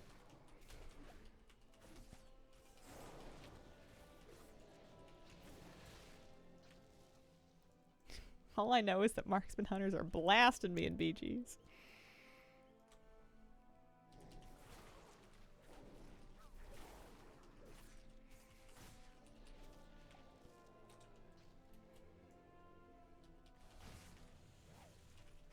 You plan on getting the collector's edition for midnight? The physical one? Because I bought the digital deluxe with my WoW balance and a little bit of money. I bought the expensive version of the digital one, but I don't get the physical copies anymore. I don't really have any interest in getting any more WoW stuff. I have a room full of canvases. I have a shelf full of plushies. I'm good. I don't need any more stuff. We don't need to burn any more fossil fuels shipping stuff to me. I don't need to find shelf space. It's okay.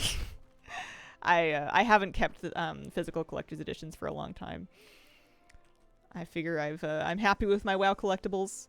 You know, the older they get, the more exclusive they become because they're, again, older, assuming they don't reproduce them. I don't need any of the new stuff. At a certain point, enough is enough.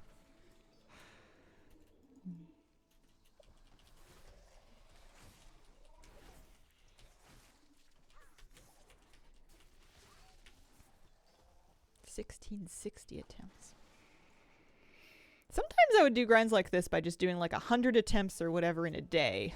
Like I would just log on and kill 100 mobs or 200 mobs or whatever it is. Oh, my poisons. and then I would be done. Do love being a sniper in PvP, being able to disengage, run away pretty easily.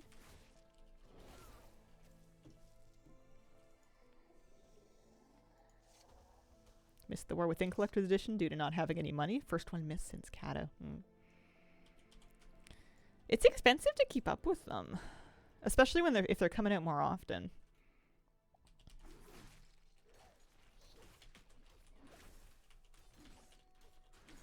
Yeah.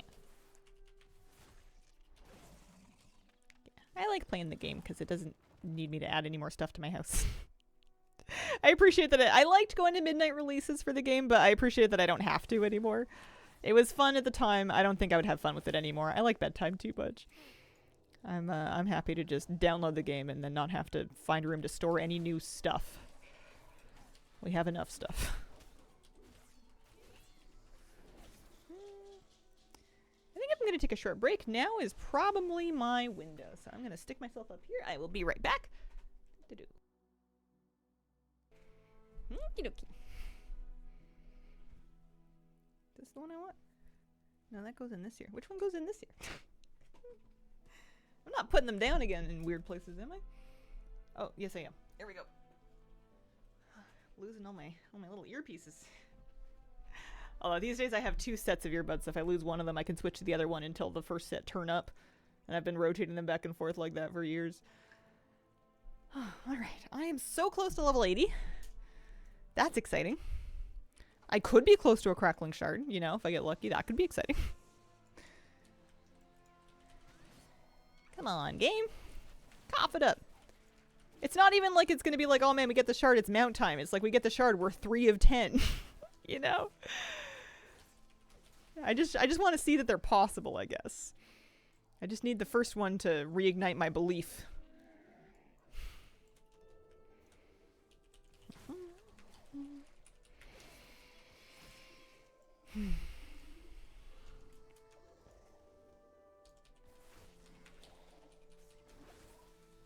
How are they going to talk me to doing stuff like this when we have player housing?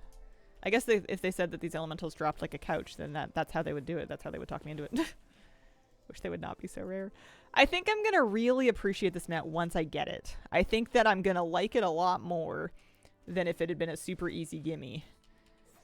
Maybe there's a gray area, but I find there's usually like a pretty direct correlation between how annoying a mount was to get and how happy I am to get it at the end, and like how much I enjoy it after the fact.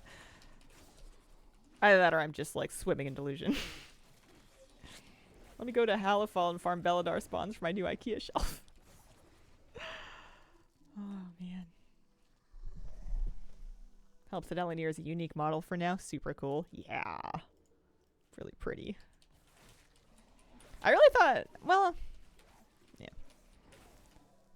It's gonna happen. It'll come together. The more annoying something is, the better it feels to have done. Get another 10 shards to tame it. Yeah. That's not happening.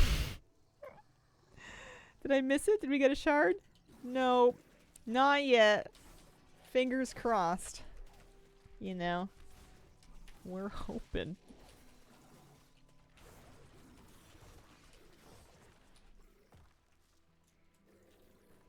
No.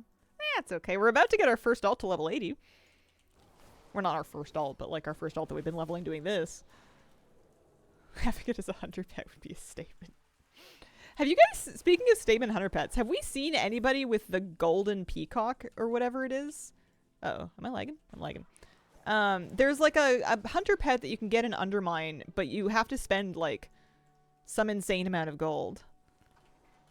I forget how much, but and I certainly didn't do it because, but I was curious if anybody's like even seen them out in the wild. Yeah, 500k. Like what a flex. No, because I don't think it's that cute. Isn't there an Elenir mount in the Rookery? Oh, I don't know. Would never. I haven't even seen anybody else with it. Don't like the colors that much. Friend got to 1 billion gold about a week ago. Oh, nice. Want it so badly to match a Mog, especially with it having Immortal Strike for Mythic Plus. Not too bad compared to some other gold sinks. Yeah, it's just like, because it's just for a hunter pet, so it's something that is specific to that character. You know, it would be like having a... Actually, I was going to say it would be like having like a 500k druid form, but having a 500k druid form would be kind of sick. Imagine turning into the golden scarab mount. Oh yeah, the peacocks are super cute hunter pets. But you can get like nice colors of them for free. You just grind for crackling shards. It's just an RNG thing. You can get into details of how often you're killing mobs and which mobs will have a better chance and how often you're able to kill those versus mass farming mobs with a lesser chance, but like at the end of the day you just gotta kill stuff. What would you do with 1 billion gold? Show people and cackle. I would just have a screenshot of it and I would paste it on my stream and then people would say, wow, is that real? And I would go, ha ha ha. Which is kind of like Evil Santa.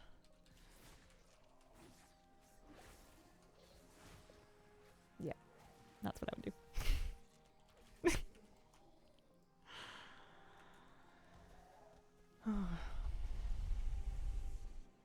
Buy yourself a big gold sink mount? I don't know. I think I have all the big gold sink mounts. And buy a second one just to show off. Oh, I guess I could buy like, I wouldn't though. That's funny. I could buy like, you know, mythic carries for like current raid mythic mounts, you know? But I wouldn't because it just doesn't sound like me. I would rather not. Even if I had the gold for it, I would not do it just because I don't want to bother trying to like, you know, buy a carry. It just sounds awkward.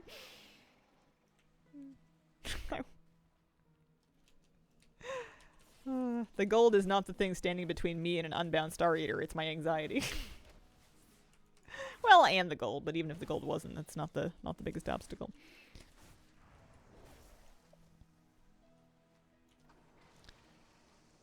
Having sold some in the past, indeed awkward. Yeah.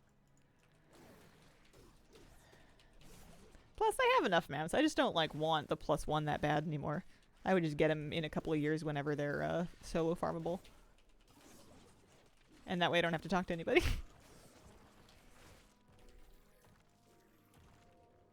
Glad boost would be more worth the price.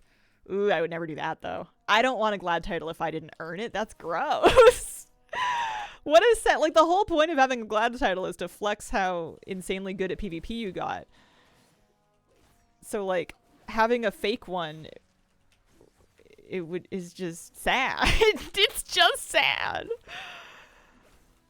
Oh, man. Hey, level 80. Woo! No Crackling Shard. 1,700 kills since the last one. But we are officially level 80. Go check the warbank and see if there's anything we can wear.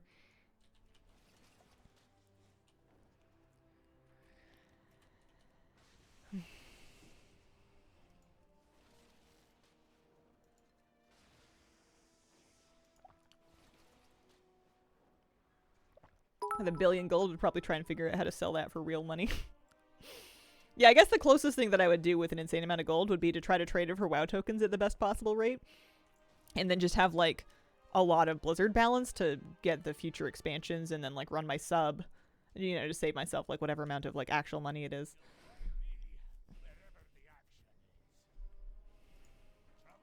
PvP boosting, there's different ways of doing it. Most of them being against terms of service. The most within terms of service one that people do, if you're going to actually do it without, like, breaking the rules, would be basically having two people that are really good play with you, and you're playing your own character, but they're just carrying you because they're so much better than you.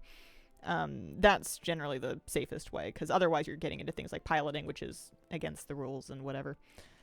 Because win trading is also against the rules.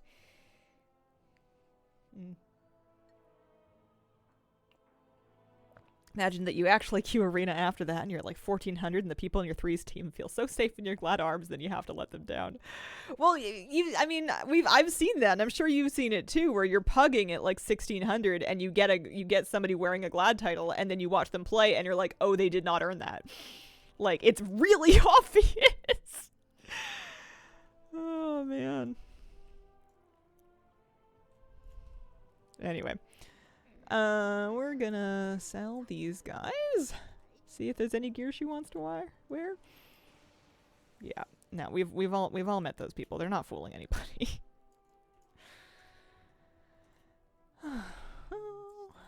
Anything wearable? Any leather?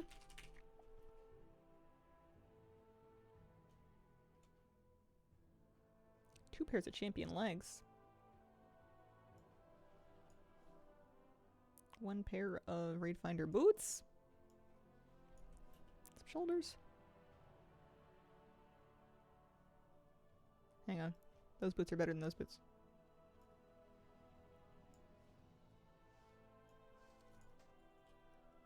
Yeah, boots like shoulders.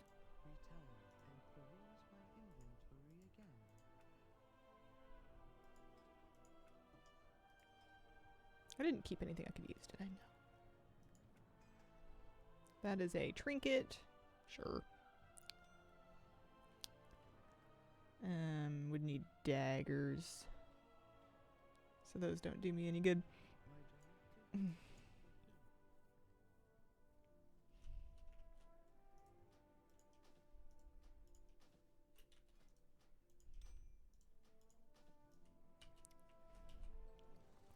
Alright, 569. I'm sure if we actually gear her up, then we're gonna do. Well, you know what? Actually, when Turbo Boost comes around, I think we're gonna be able to like send her boxes or something. Anyway, all right. Next alt. The old man and me still can't get used to the new bank system.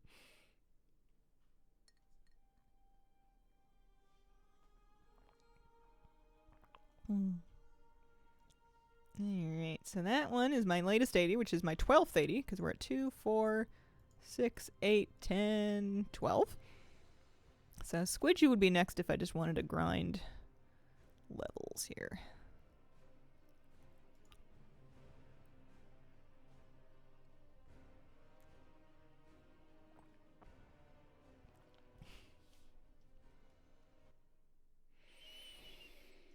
Done Moreau. Oh yeah, for the event, that's right. Well, I don't think we need to do that. Oh yeah, she's got an adventurer's cache. I must have done something. They won't even let me open that until level 80. her Hearthstone would take her to Dornegal. You'll never guess what I saw that made me think of you. Was it squirrels? Or hazelnut flavored coffee? Or hazelnut flavored chocolate? That's good stuff. That's all I got. A moose.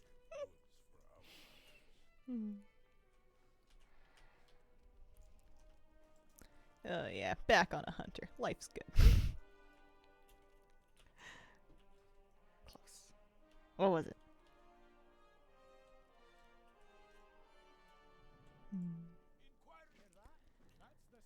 Alright, well we got a new weekly for another three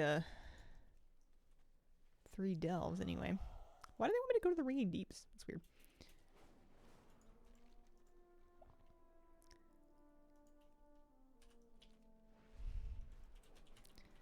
Alright, anything that has us killing mobs. So any kind of a kill quest, any kind of a kill world quest. I could do these 3 delves. Whatever we gotta do here. Getting experience and leveling and hoping for shards.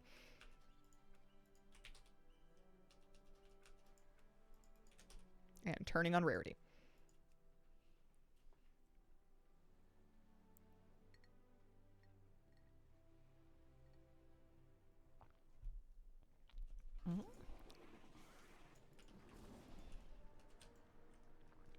Hey Marcount, how you doing?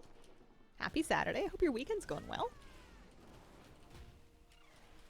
Do I have pets out? I do. I have cunning pets out right now for movement speed.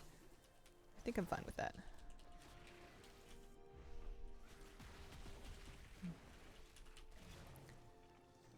No, that's nice and easy.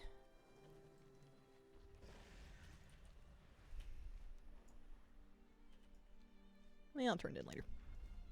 We've got seagulls to bully. We can also do a bunch of quests over there. Those will be good. Morning, Hazelnutty. Good morning. I hope you're having a lovely Saturday so far. I had especially good coffee this morning. It was super cozy. I should have taken it outside, actually. I was kind of poking around outside a little bit, seeing how the plants were doing with all the rain. So far, so good. Good to hear. This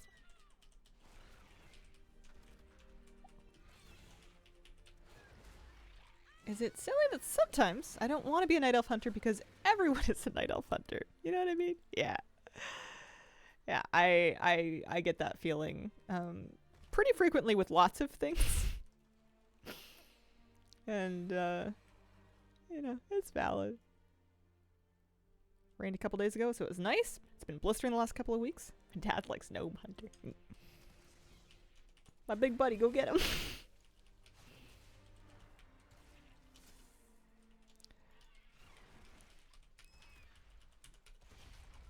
why a full toy box full of appearance changers is a must. Yeah. I don't know. Time to turn into a pirate gnome or a dark iron dwarf. I think he's fond of Crocolisk. I used to love Crocolisk and hyena pets. Those are like my favorite ones to have around. Nowadays I try to like come up with 2 pets that feel sort of specific to each hunter I'm playing. So this character's got like Pandaria themed stuff because this was my Mop Remix character. I almost misspelled it. My brain said Corgulisk. Is that when you get 6 legs and a corgi? 6 legs and extra teeth. Like the ones in your Mechanome Hunter. Rest in peace, Hazeltron.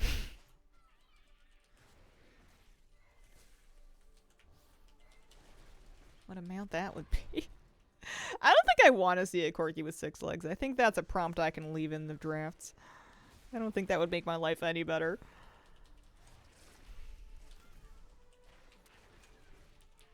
Go for matching transmog colors or whatever feels thematic to the hunter.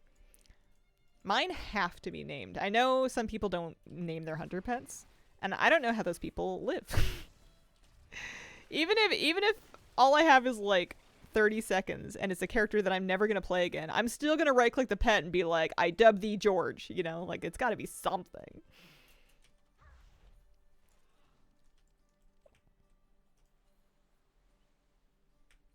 Like I always have. I've got Harold and Huey.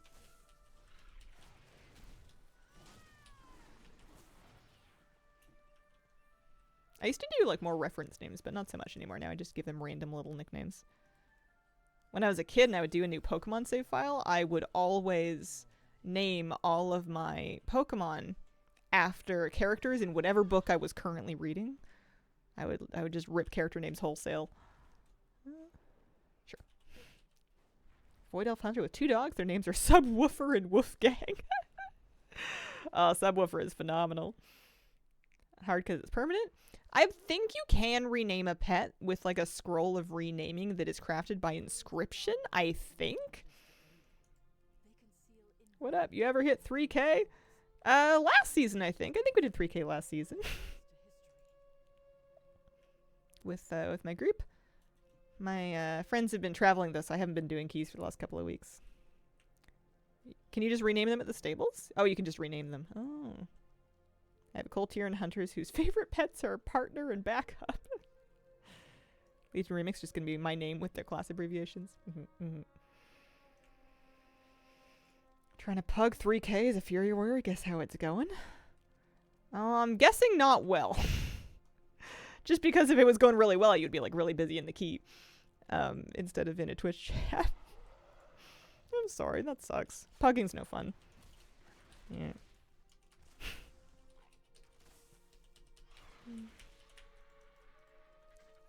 I'm not brave enough to pug anything. I only play with people I know. Yeah.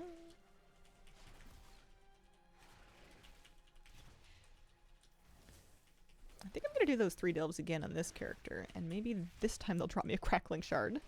And if not, maybe at least I'll do them faster, because I'm gonna have my brand DPS the whole time. Get to that point where most of the grind is getting invited, but people have gone far that way. Since my highest IO is my hunter, should try pugging to 3K, because BM is meta now.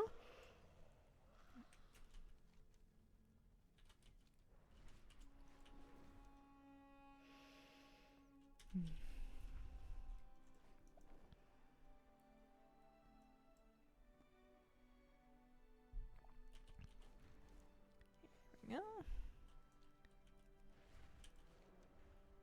Should we do these ones? Yeah.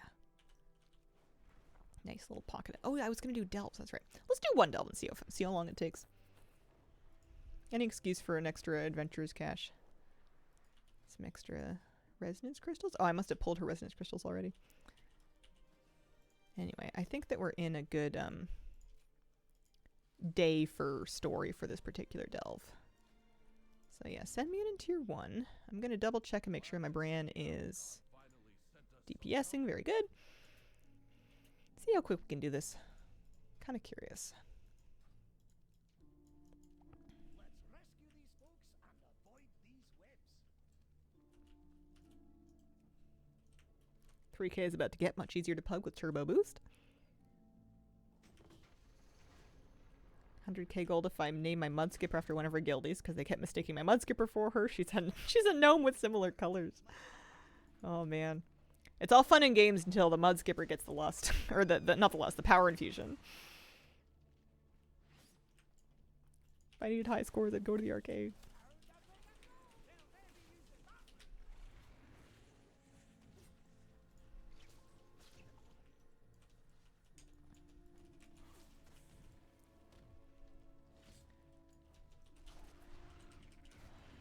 Got something during that run.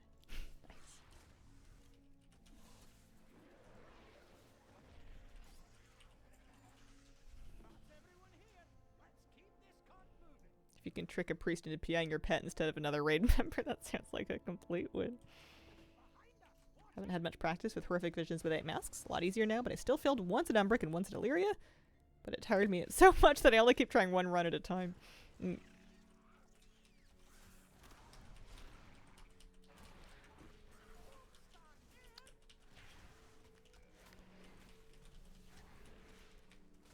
I don't think we were ever naming pets after our guildies, but people used to impersonate each other on details. Especially if it was like duplicates of the same class, people would change their details nickname to be the character name of somebody else's character. That's always a good laugh.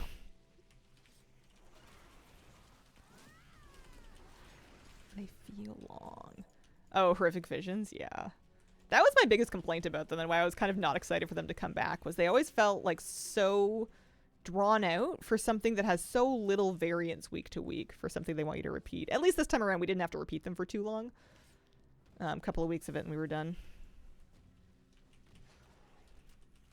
Are we already done with Brewfest? I have it down to just the daily mount run now. I got all the tokens to buy everything from the vendor. I purchased the rest of the blue mogs that I hadn't dropped for me yet from the auction houses of various servers that had them listed cheap. So I have now all of the mog that was going to drop out of the hourly event caches. So the only thing left to do is 1 Corn Dire Brew cube per day for the Brewfest Bomber. We did today. No luck. But, you know, maybe tomorrow. Sheesh. Yeah, it took about 2 streams worth of grinding intro quests on alts to get the tokens to buy everything on the vendor. It was about 4.5 hours, which was a lot, but not actually that bad. I had in my mind that it was going to be way worse. I feel like that's not horrific for, you know, like I've spent that long flying around to bonfires and stuff.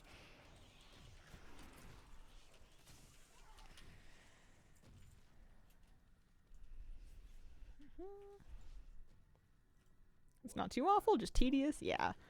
It would probably be a bit different if you didn't have as many alts. And then apparently EU players have it a bit different as well, because one of the things that I was doing was the Pink Elec quest on each character, because it was a fast way to get 40 charms per character, and apparently EU just doesn't have that because of reasons. So they would, you know, you'd have to mix in some other things like bar tabs or whatever. It's still doable, but I don't know if it would be as fast. Hazel, I can't time a +10 Arakara. That dungeon is a meanie. I will write Arakara, and I will tell it to stop bullying you. That's very rude of it. How could it?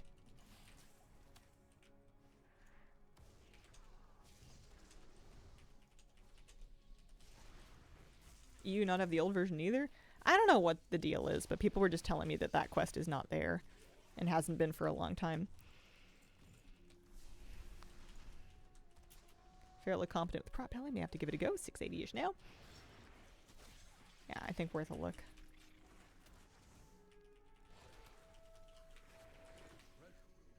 We did used to have it. The Pink Elec quest for Brewfest, where you're zapping pink Elecs in front of cities.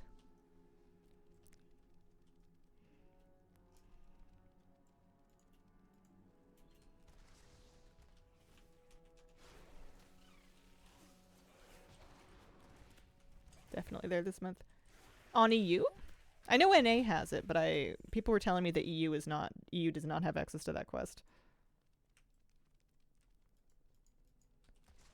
I understand that they have a way to tame the Elecs for hunter pets. And they have access to the Wilpertinger pet on a vendor, but like the actual quest itself. And yeah, it's European players, people on EU servers that wouldn't have it. Oh, I'm just going to the end there. I don't know why I thought the cart was going to come with me.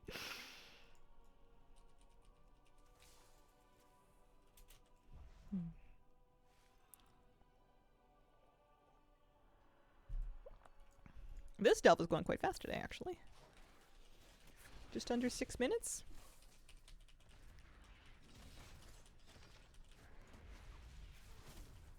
I always try to get in the cart. You guys got wheels, why won't you give me a ride?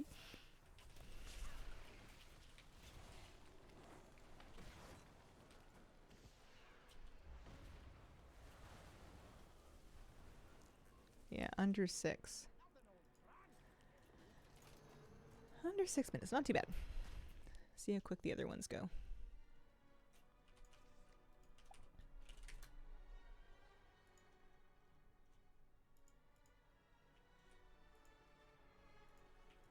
We're 274 of 500 delves.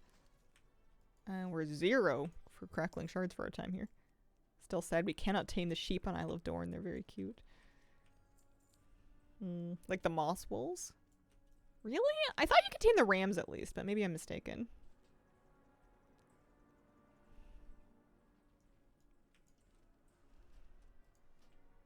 Alright, pop out of there.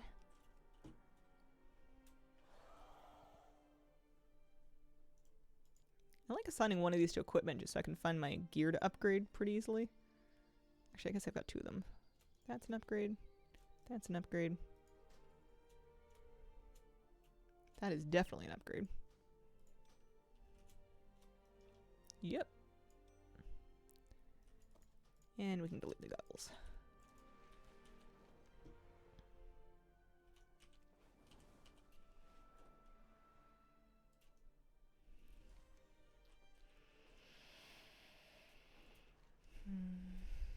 All or nothing. We'll do a little more open world questing here. Another puzzle to solve? These ones are easy enough. I think this is one of the spots where people like to farm for chitin, actually, and get shards doing it.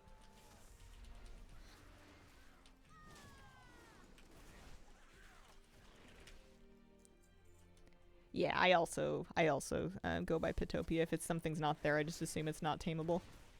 I figure they're on top of it.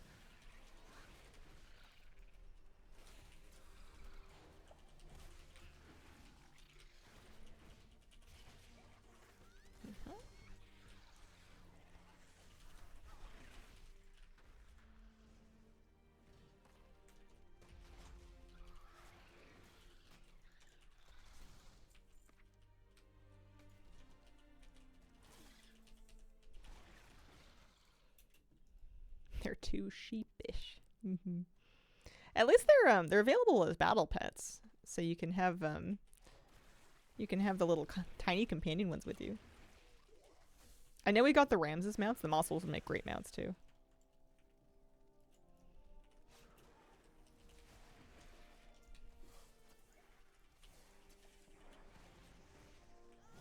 Do I need that guy? No, sure don't. Scary.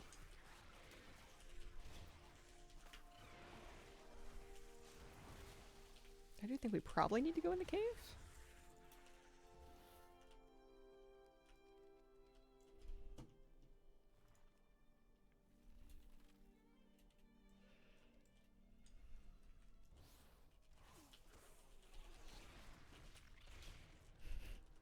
I wonder if I'm gonna make it to 2,000 kills between shards.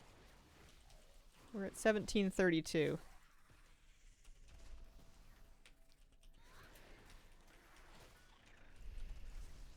Definitely coming along. I guess that's the best thing I can do is just like, instead of saying I'm gonna get a shard, because that's not in my control, I can say I'm gonna kill another 300 mobs. Can't wait to make a Harroneer Hunter. Sure, there'll be some great new hunter tames. I think Hunter is what my Harroneer is going to be as well. I think. Yeah. I think that's what I'm going to do. They sound cool. Everything I've heard about them so far seems neat.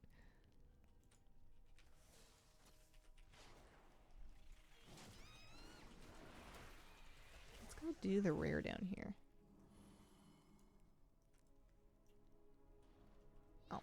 Oh. Okay, good. He dies fast. I was worried I set myself really behind with all that fall damage I just took. I see. Yeah, no, they're definitely druid. We saw that at Gamescom. They've got some cool druid forms. Those are fine. Slightly better.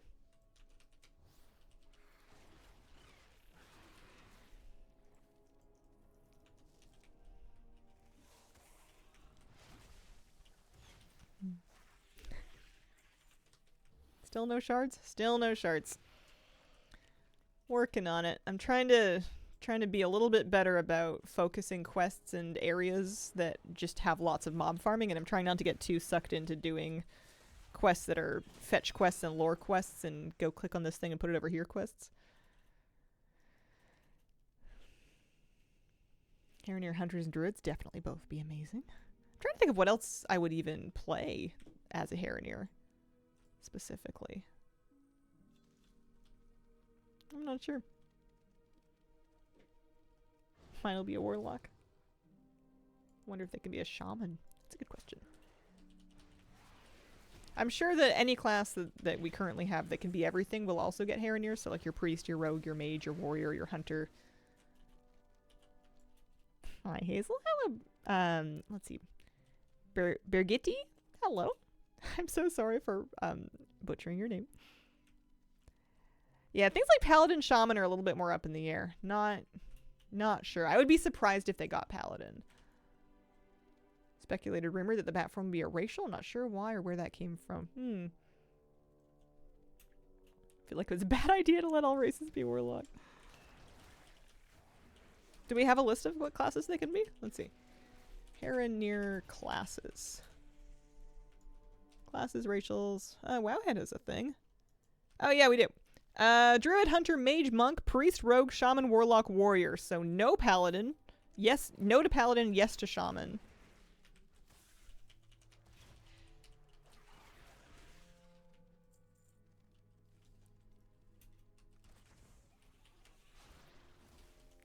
And then obviously no Demon Hunter. No Death Knight, doesn't look like. Heron totems might be cool. The reasoning behind who does and doesn't get Death Knight is eternally confusing to me.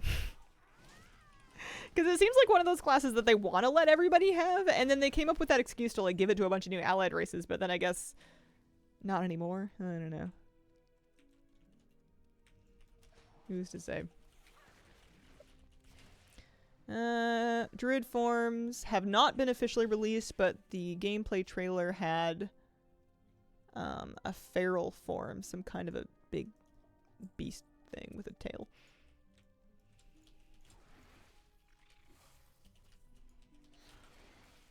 Heron Monk would be interesting.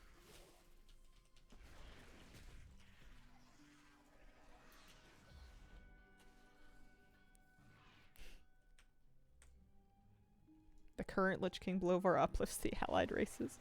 Well then what's he doing to the Heron, or do they not want it? Nobody creates DKs at the moment, so no new race can be. Oh, because Sylvanas broke the helmet. Gotcha. Oh.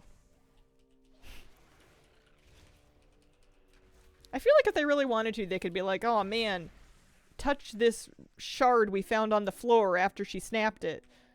And become, you know, prom queen for everybody. Or, you know, Death Knight, whatever. You know, like, I feel like if they really wanted to let more classes or more races be Death Knight, they could do it.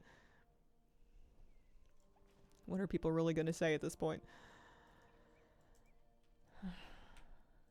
Give them a Katie Heron moment. I did not finish all of my quests. There's more opals around here, but maybe there's more stuff we can do.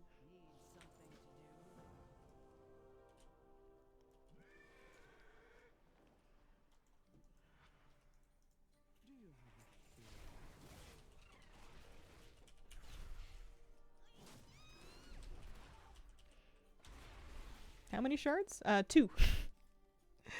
2 out of 10. Have not got any yet this week or last week or anything recently. I got 1 alt all the way to 80. Yeah, still 2. I know, right? We're keeping on. Finding mobs to kill. Why are you so opposed to getting shards? I know, right? You'd think that I would have launched like a large anti-shard campaign. I think it's the universe punishing me for my arrogance in not wanting to be in Wolf Farm. I think that it's just trying to have a little giggle.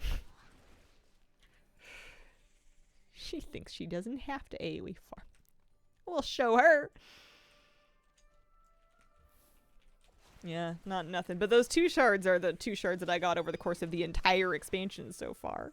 You know, if we keep that pace, then I'm going to have this mount around the year of 2030.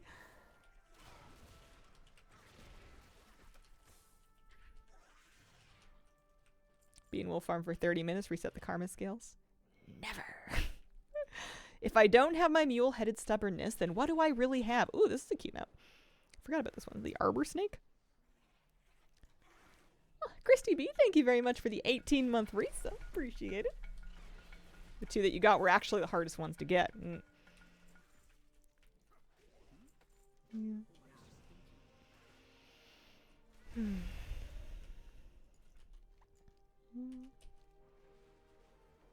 What you have seems to be 2 shards out of 10.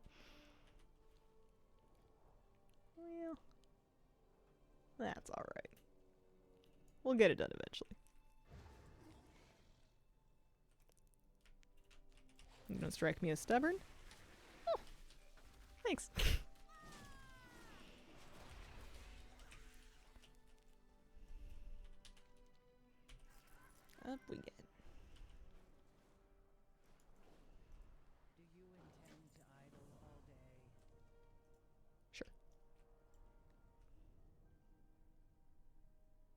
For what it's worth, I have never wolf farmed.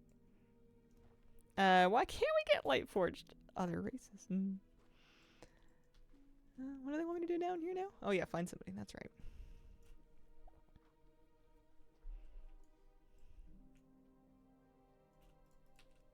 I lost my pets. Hello, guys? There we go.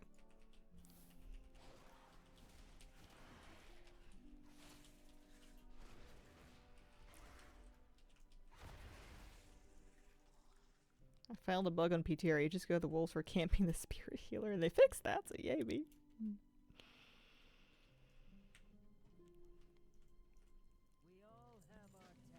There you go. There's some more quests anyway. I would not say that this is fast leveling, but we are getting more mobs slain anyway. And it's something.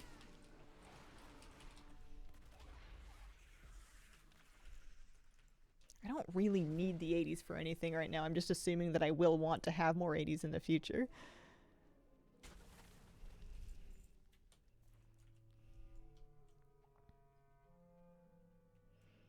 It was part of an experiment to see how trounced a fresh 70 would get. Yeah, a little dangerous out there. Okay. How are we doing? 1761. 1762. I bet you today I can make it to 2,000 kills. Especially if I just like set up camp somewhere and just farm for a while.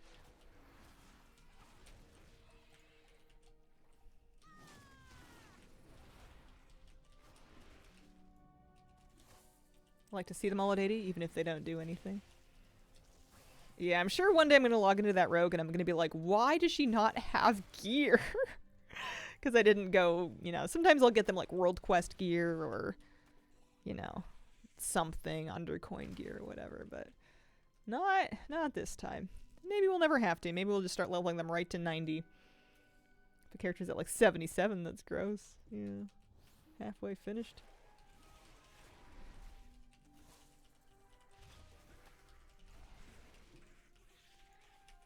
You want raids for lower level characters?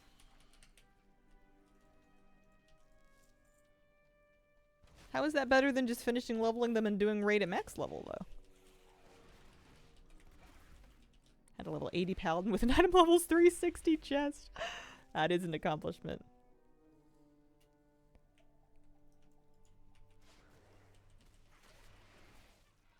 Reason people don't know how to dodge or dance mechanics is because they time walk until they hit max level. People have not known how to get out of the fire since the dawn of time.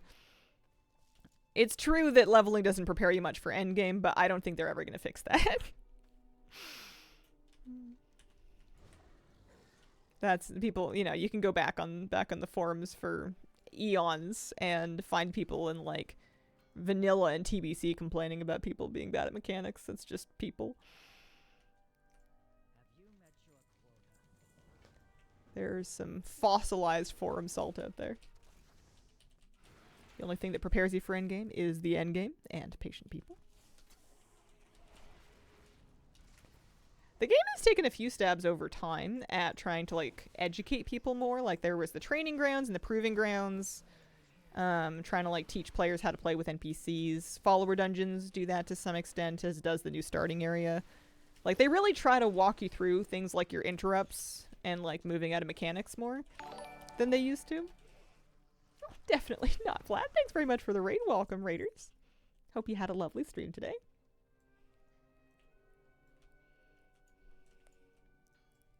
Found a new annoyance of follower dungeons. Oh. Hello, raiders.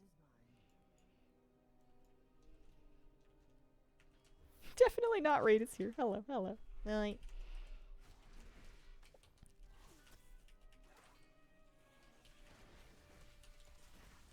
Played with a friend, and no matter how many times I would tell him to stop standing at something, he still did it.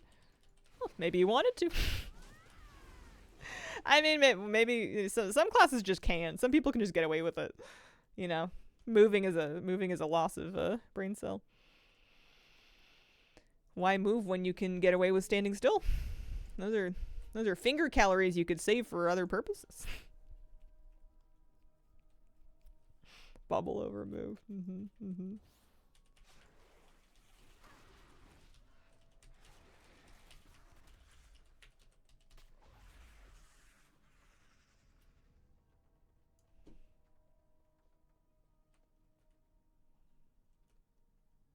Yeah, I don't think the follower dungeons are enabled. I don't think it's a bug. I just don't think you're meant to be able to do follower dungeons for previous expansions at max level.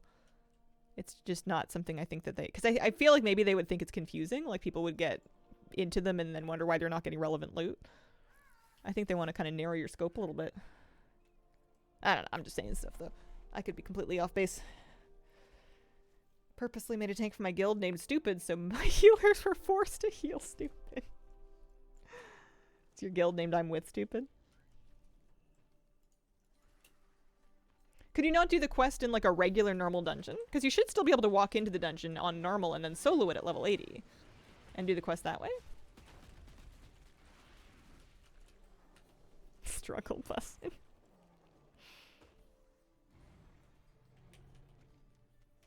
Love the follower dungeons. Recently realized they added them for Dragonflight. Yeah, that was the first time they tried them.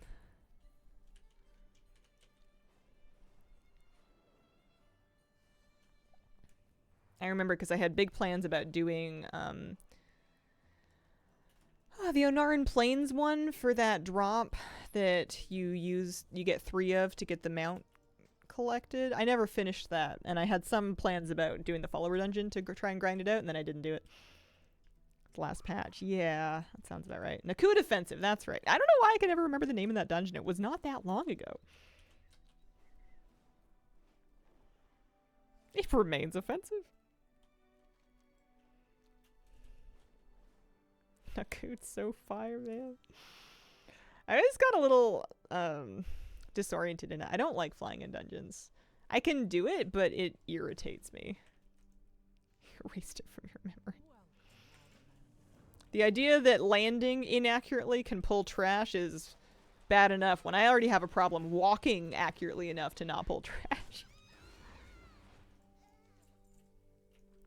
I didn't mind the bosses, actually. They were quite exciting to heal. The first boss, when it was kind of like right on the edge of what your group could do, was a really cool fight. The storm one was just hard to heal. It was just tough. The last boss was kind of whatever.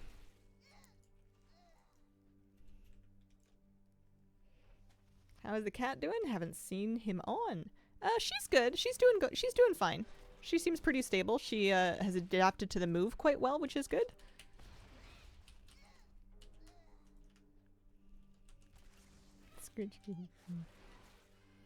I found something listed below. What vendors will pay for them? Should I buy them and vendor them? What? Oh, I see. Sorry. Brain was taking a second to buffer. Yes, I suppose so. There's actually a feature there used to be a Trade Skill Master feature that would specifically scan for things that were listed for below their vendor price. It was called a vendor price scan, something like that. It was a real thing. You wouldn't make much gold doing it, but you would make, easy gold doing it.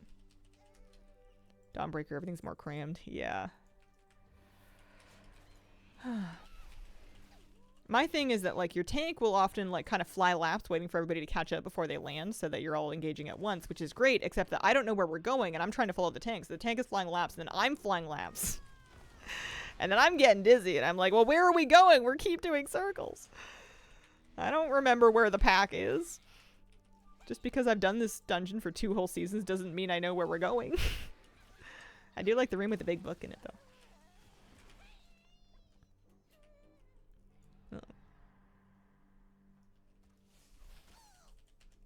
So afraid to do that one the first time.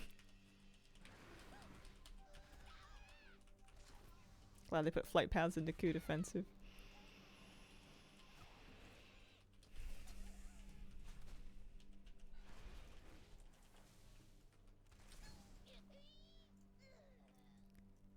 I'm just glad that it's gone. I don't want to do it anymore, and I hope they don't bring it back. If they were going to bring any dungeon back from Dragonflight... Controversial, but Ruby Life Pulse. It was pretty. It had character. Got Elanira over 2,600, including Bee Farm, before I got at least one Crackling Shard. But then 4146 attempts to get all the shards between Spring Bubble and Sandra's. Oh. That's a lot of rare kills. Ruined my life pools.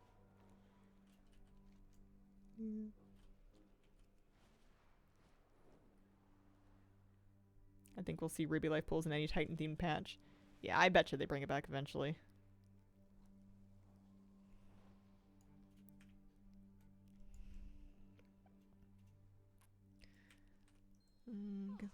Azure Vaults is the one that I don't want back. I like it as a delve. I did not like it as a dungeon.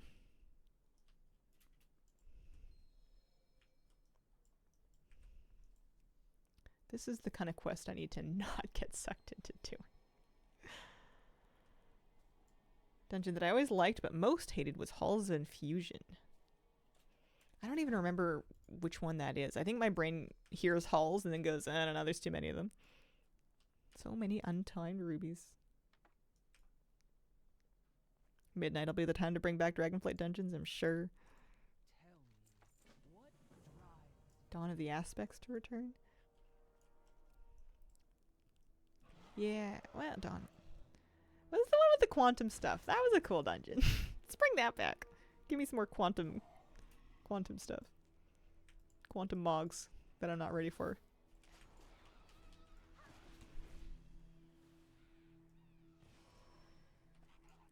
Everyone who hates poison hates halls. I genuinely don't remember which one it was. I was gonna say I liked Stone Vault, but actually, hang on, that was the War Within. Never mind. I don't know when stuff was. Siberian Derpskis. Not the Siberian Derpskis of Archer and Leia fame. There's no way.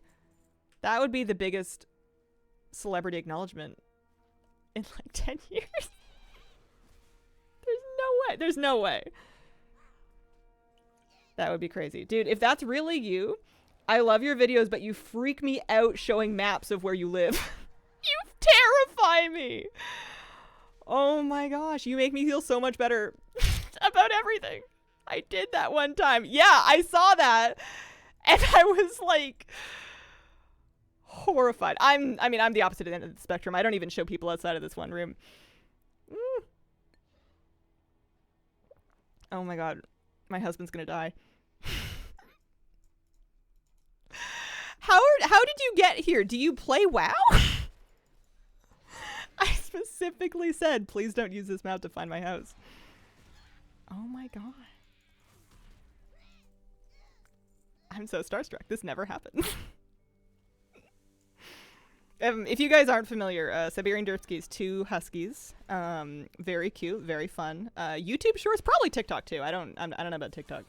That's usually where I watch is YouTube Shorts. Oh, something else that I have to lay at your doorstep is that you do that one joke where you're like almost holding on to the dog leashes with your hands and they somehow don't get away, and I'm happy for you. But then my husband does it when he's walking our dog. And he, again, has not yet let the dog get away because I keep saying it's a VID. It's a very important dog. Please don't let him leave me. And he's like, look, I'm doing it just like the Derpskis. And I'm like, no, you're not. Oh, man. Seen some of you. Literally going to the dog park in like 15 minutes, dreading trying to get her in the car. Oh, I understand. I have to play games. My dog is a, here, I'll show you. Why not? My dog is a husky, German shepherd, etc. mix. Let me find some good moosey pics. We've got some. He's good. He's very cute. He's a very handsome boy. But he definitely has the husky stubbornness. And I just moved to a house where we have a yard, and we're very happy for us. But it means that when I'm trying to get him into the yard, I have to play like mind games with him. And the only thing that's working recently is getting the cat and then like loudly loving on the cat so that he gets jealous so that he comes inside. I have some. Oh, here he is. Here's my handsome boy. There's my baby. That's my puppy. Okay, my life is complete now. Thank you.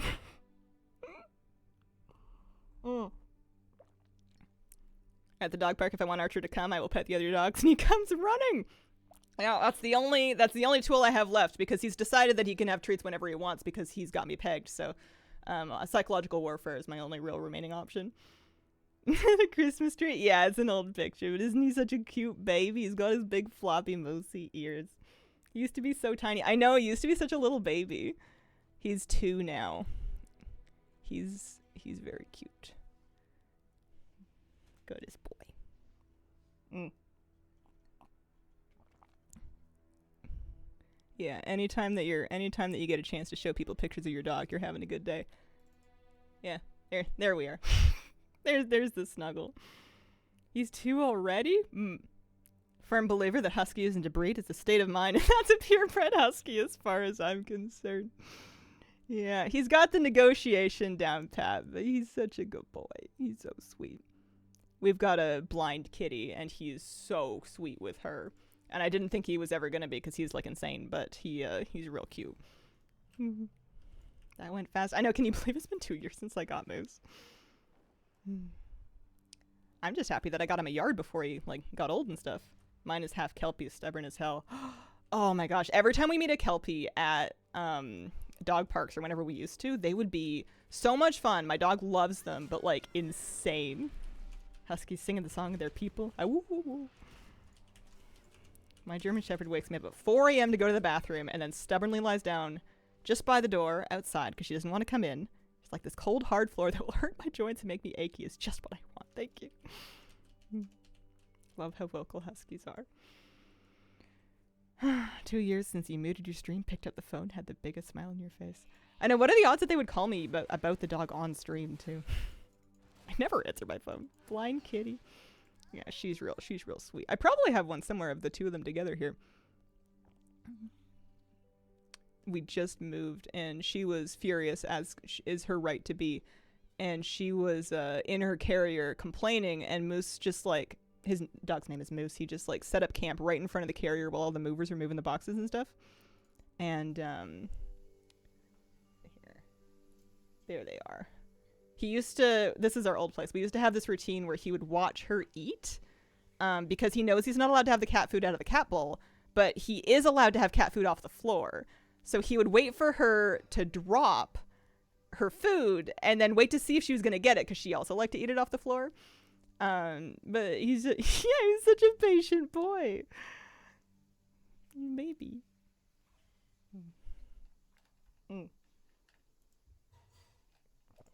10 out of 10 husky behavior. Yeah.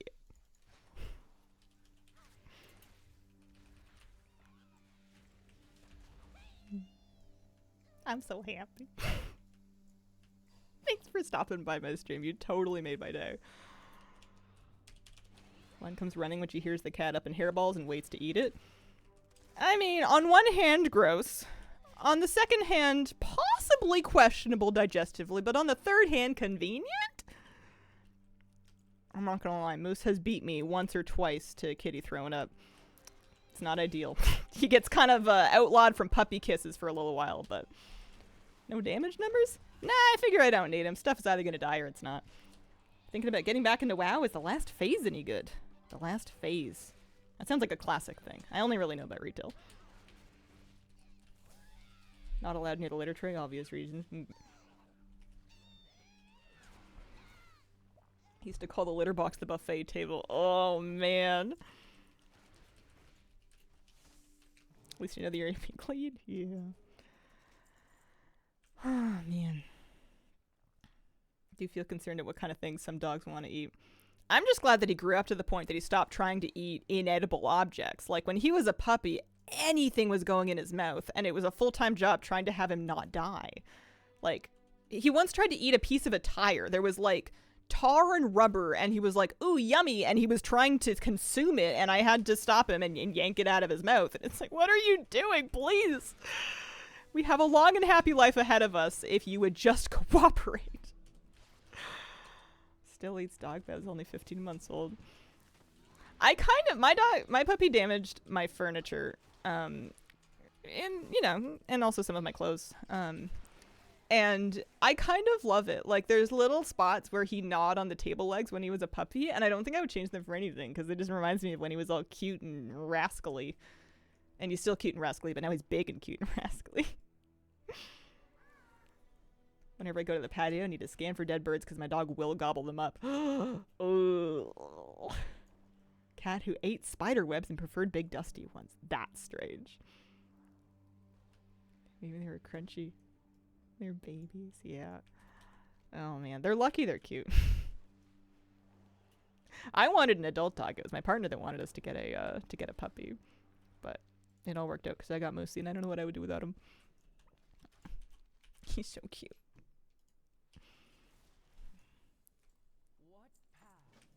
We were all sitting at the window watching the deer yesterday because there was a family of deer that lives nearby and they like to walk pretty close to one of my windows.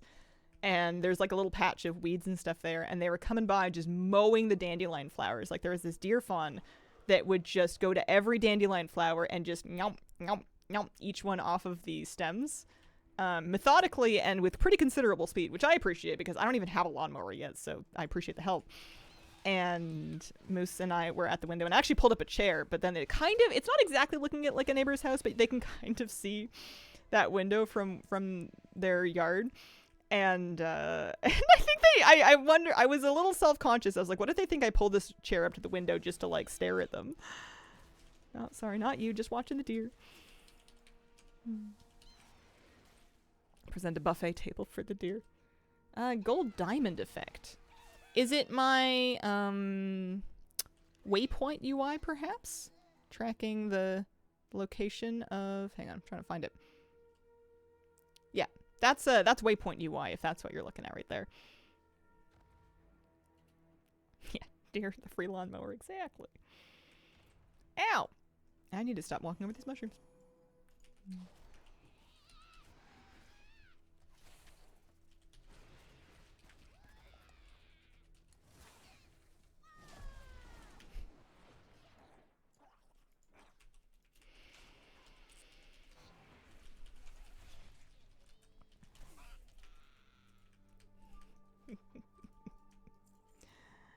1831 is the amount of kills we've managed to crawl our way up to in between Crackling Shard attempts. I think we have a real shot at 2,000 today. I know some people have reported like 6,500 kills in between drops, but I hope it doesn't get to that point. I love that we get to live with cats and dogs.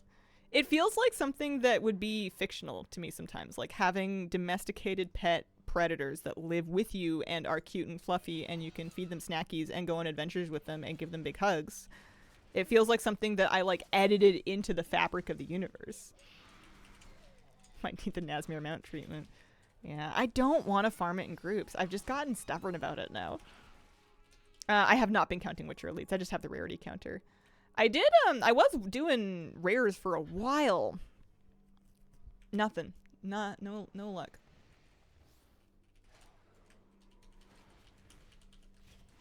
Dogs are perma puppy wolfkin. Love having cats and dogs. My cats don't get to hunt indoors. Yeah, me too.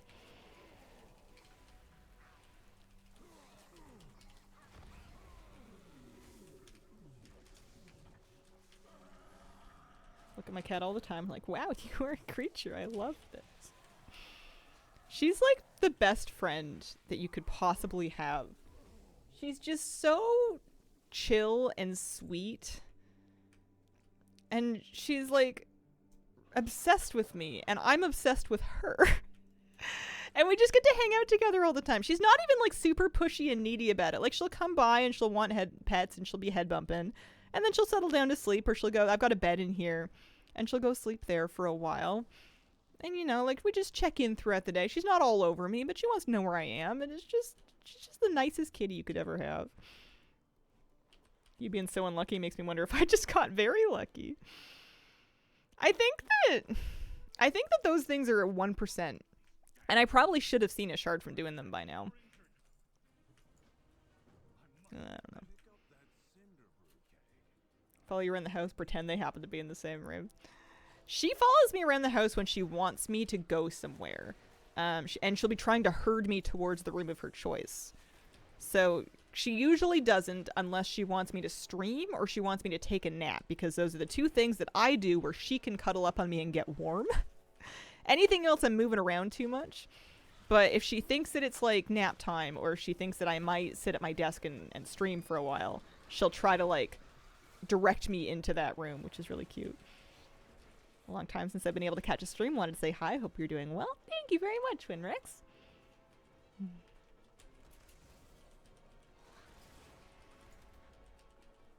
Last shard took a little over 3k kills. RNG. Sucks. Kira's bestest girl. It's true. Such a sweetie. I also sometimes forget that not every cat is as, like, tolerant and patient as her. Like, she does not swat or bite or, like, she's, like, it's just not something she does.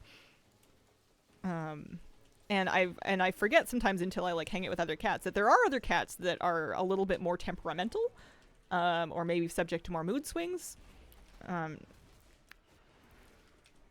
I mean, usually if I know a cat, I can kind of get a feel for when it does and doesn't want to be interacted with, but, like, you can always go up to Kitty Cat and pet her. She will never flip out on you for saying hi. She's always happy to see you. And, you know, I don't expect that of cats, but it's sweet of her. I'm the proud owner of Alanir now, so happy. Nice. She's sunbathing? She's in a bed. I've got a big dog bed in the corner here that she likes. Hunter pets real? Yeah, they're who knows? I think they're fighting. Yep, they found this one. My girl shouts at everyone when she enters the room. Very lucky. She's so sweet.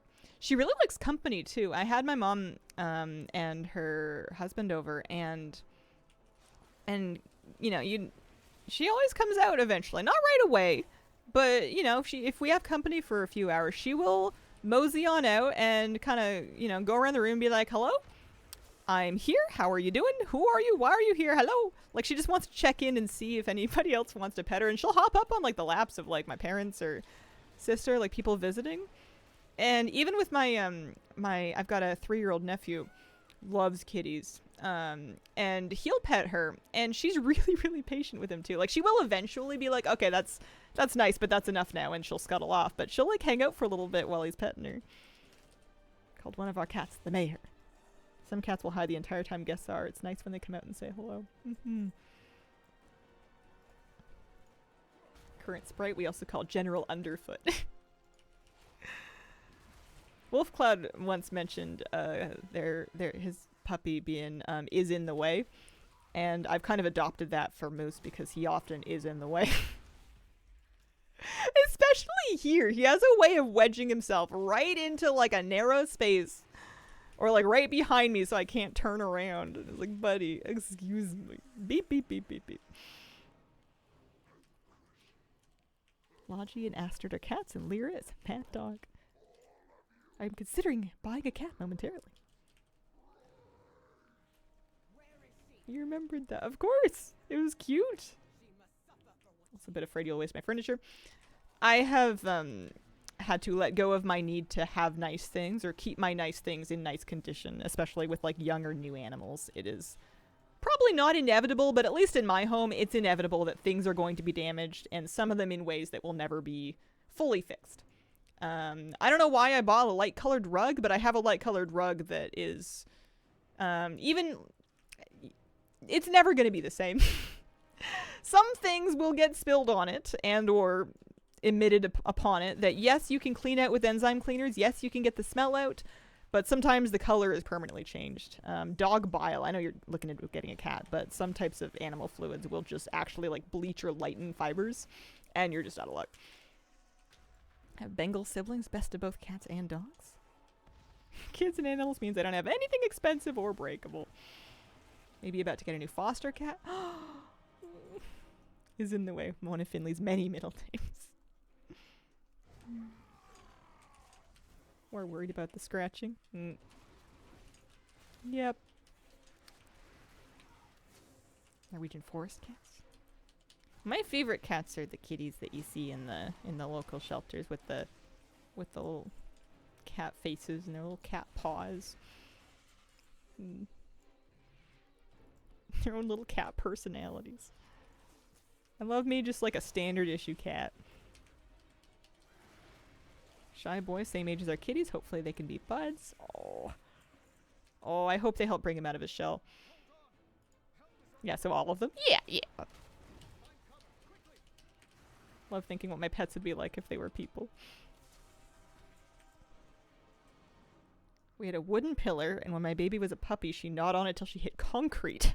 Got home to a surprise for sure. Oh man. Puppy pranks. Mischief. Moose managed to chew a hole through the middle of like an indoor-outdoor rug, like a foot mat that you wipe your boots on.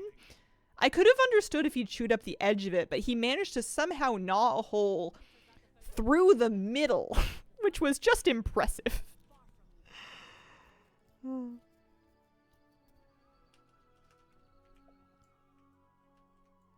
Has the cat distribution system ever found you? No. No, not once.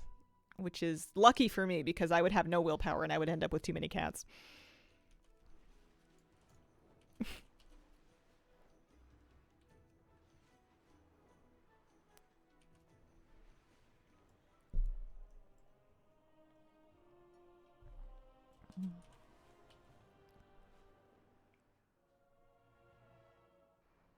Had a neighbor cat break into our house this week, and my first thought was, am I adopted? Yeah, there's a big gray area too with cat distribution where maybe it's not a cat that is needing you to adopt it, but maybe it's just a local cat that is making a new acquaintance. You know, I've made friends with lots of outdoor cats. Almost all of them, I'm sure, are owned by people, you know.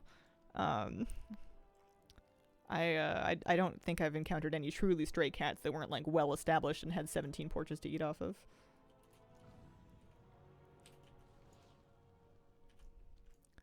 I think this is not what we're doing.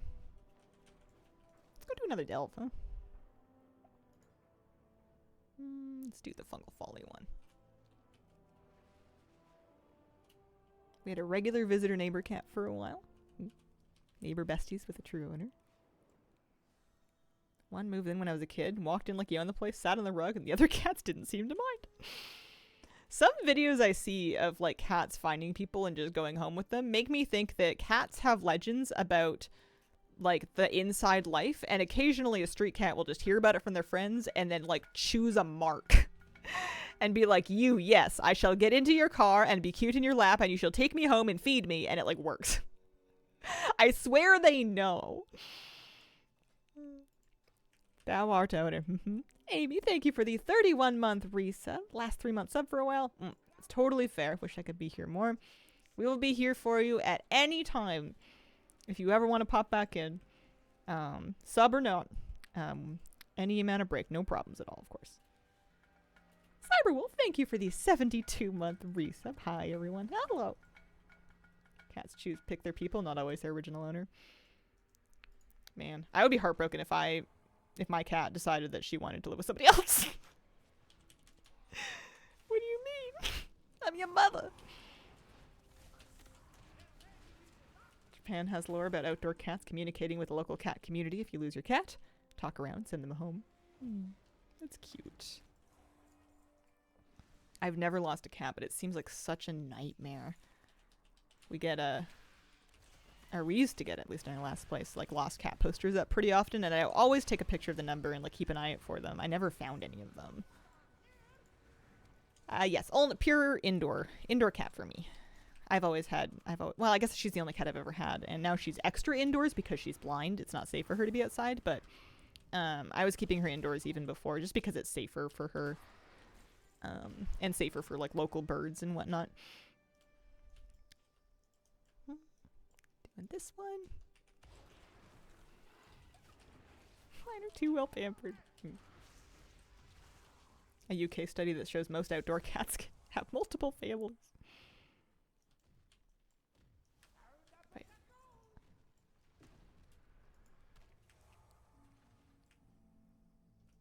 I do like befriending other people's outdoor kitties, so I can't decry the practice too much. Grandpa's sweet kitten Angel got out, never came back, and I don't think he ever really got over it. Yeah, the stress of whether or not they're going to come home would keep me up every single day. Like, I know that sometimes outdoor cats will go out for a few days and then come back, and I could not deal with that. Anytime I didn't know exactly where they were, I would be not. And I know there's like GPS colors, but like I'm just happy you're having an indoor cat. Prior street cat spends all day in my neighbor's yard.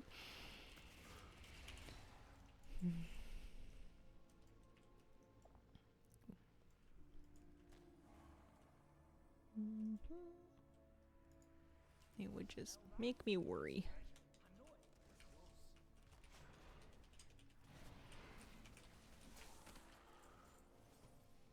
As far as we can tell, he just didn't want to deal with the other kitties. Our boy got out one night, walked around for hours, found him with an outdoor cat sitting in a backyard. Almost like the other cat told him, hey, just chill here. Parents had been missing for 7 months, returned. 3 months later, nervous wreck, no clue what happened to him. Oh. Yeah, I would not be a good fit for having an outdoor cat. Maybe a catio one day. Or just, you know, harnesses, leashes, hikes, that kind of thing. Supervised outdoor time. Kira's always been pretty happy inside, though. I don't think she's ever really yearned for the great outdoors. She's never really lived outside. I think it would be different if she had been an outdoor cat that you were then trying to adjust to being indoors. I know you can do it, but I think that's harder.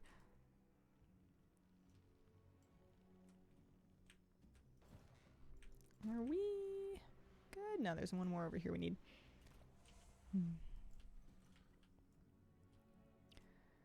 76.5. Experience is going fine. I can't say the same thing for my Crackling Shards.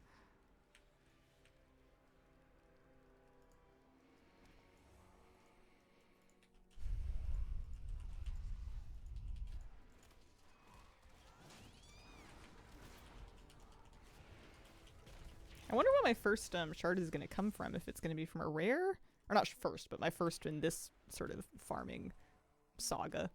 If it would be from delves or rares or just like a random mob outside. You think it's going to be from a rare? I haven't even logged in since day one of the patch. Might be the first month of trading post I miss. Almost done with Brewfest and the last few tokens. And of course the mount. Nice. Yeah, it was a lot of tokens to get this year. Elenier shards only come from outdoor mobs? You don't think they can drop in delves? I've heard differently. Yeah, from a beer wolf. We killed one beer wolf just by accident. We're in the area, we accidentally pull it.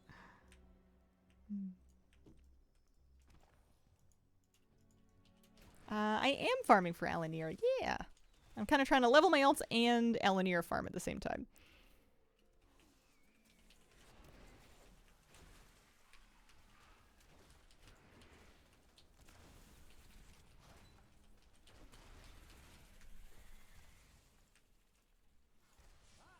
Has anyone gotten any from a level 1 delve? Sometimes I wonder, there's only like 2 little pieces of loot at the end of the delve. And I guess you can get them from the mobs inside the delve as well.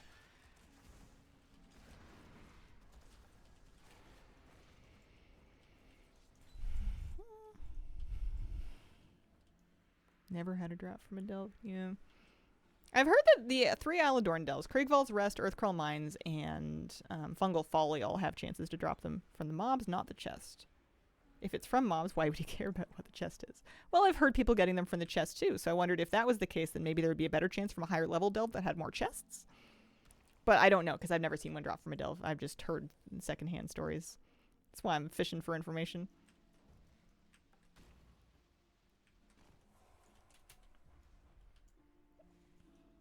Tier 1 delves and alts average 1 shard per 10 delves. Okay. Okay. Need one more. And you're getting them from mobs in the delves?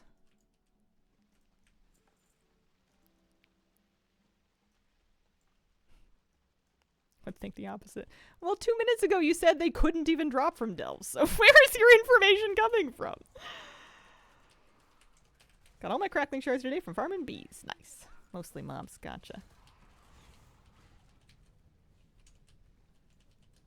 One from a delve, wasn't farming for it specifically either. Nearly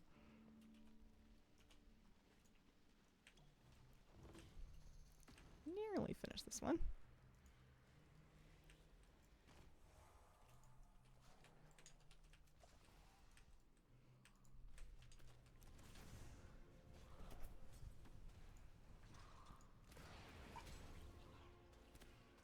I did get the bee mount. I have finished the bee mount farm, and I have finished the Seasbark farm, so I don't need Cinder Pollen, and I don't need Nerubian Chitin. I've heard that both of those are good things to double up with this one, but those are both finished for me.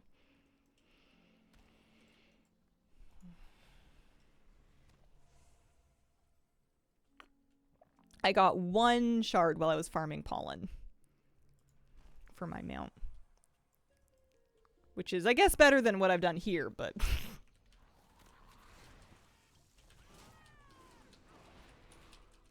How do you get the cinder bee things? You don't. You don't. Cinder pollen you need to get from the bees and the mobs in the Cinderset forest. I think I got a bit unlucky when I was doing all that. I don't think it was my luckiest luckiest grind. I'll give you a hand with this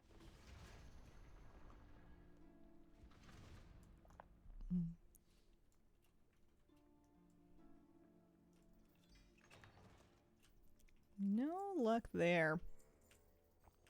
Well, got some good experience at least. Also, that's an upgrade. That's an upgrade.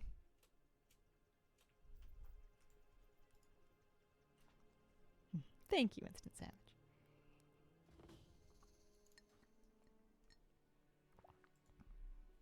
We're gonna turn in... go take her home.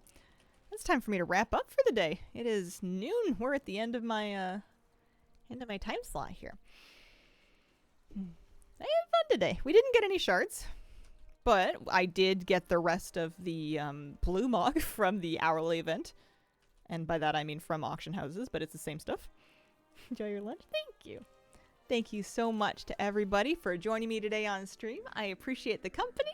Thanks for being here, and I hope you have a wonderful, wonderful day. Bye.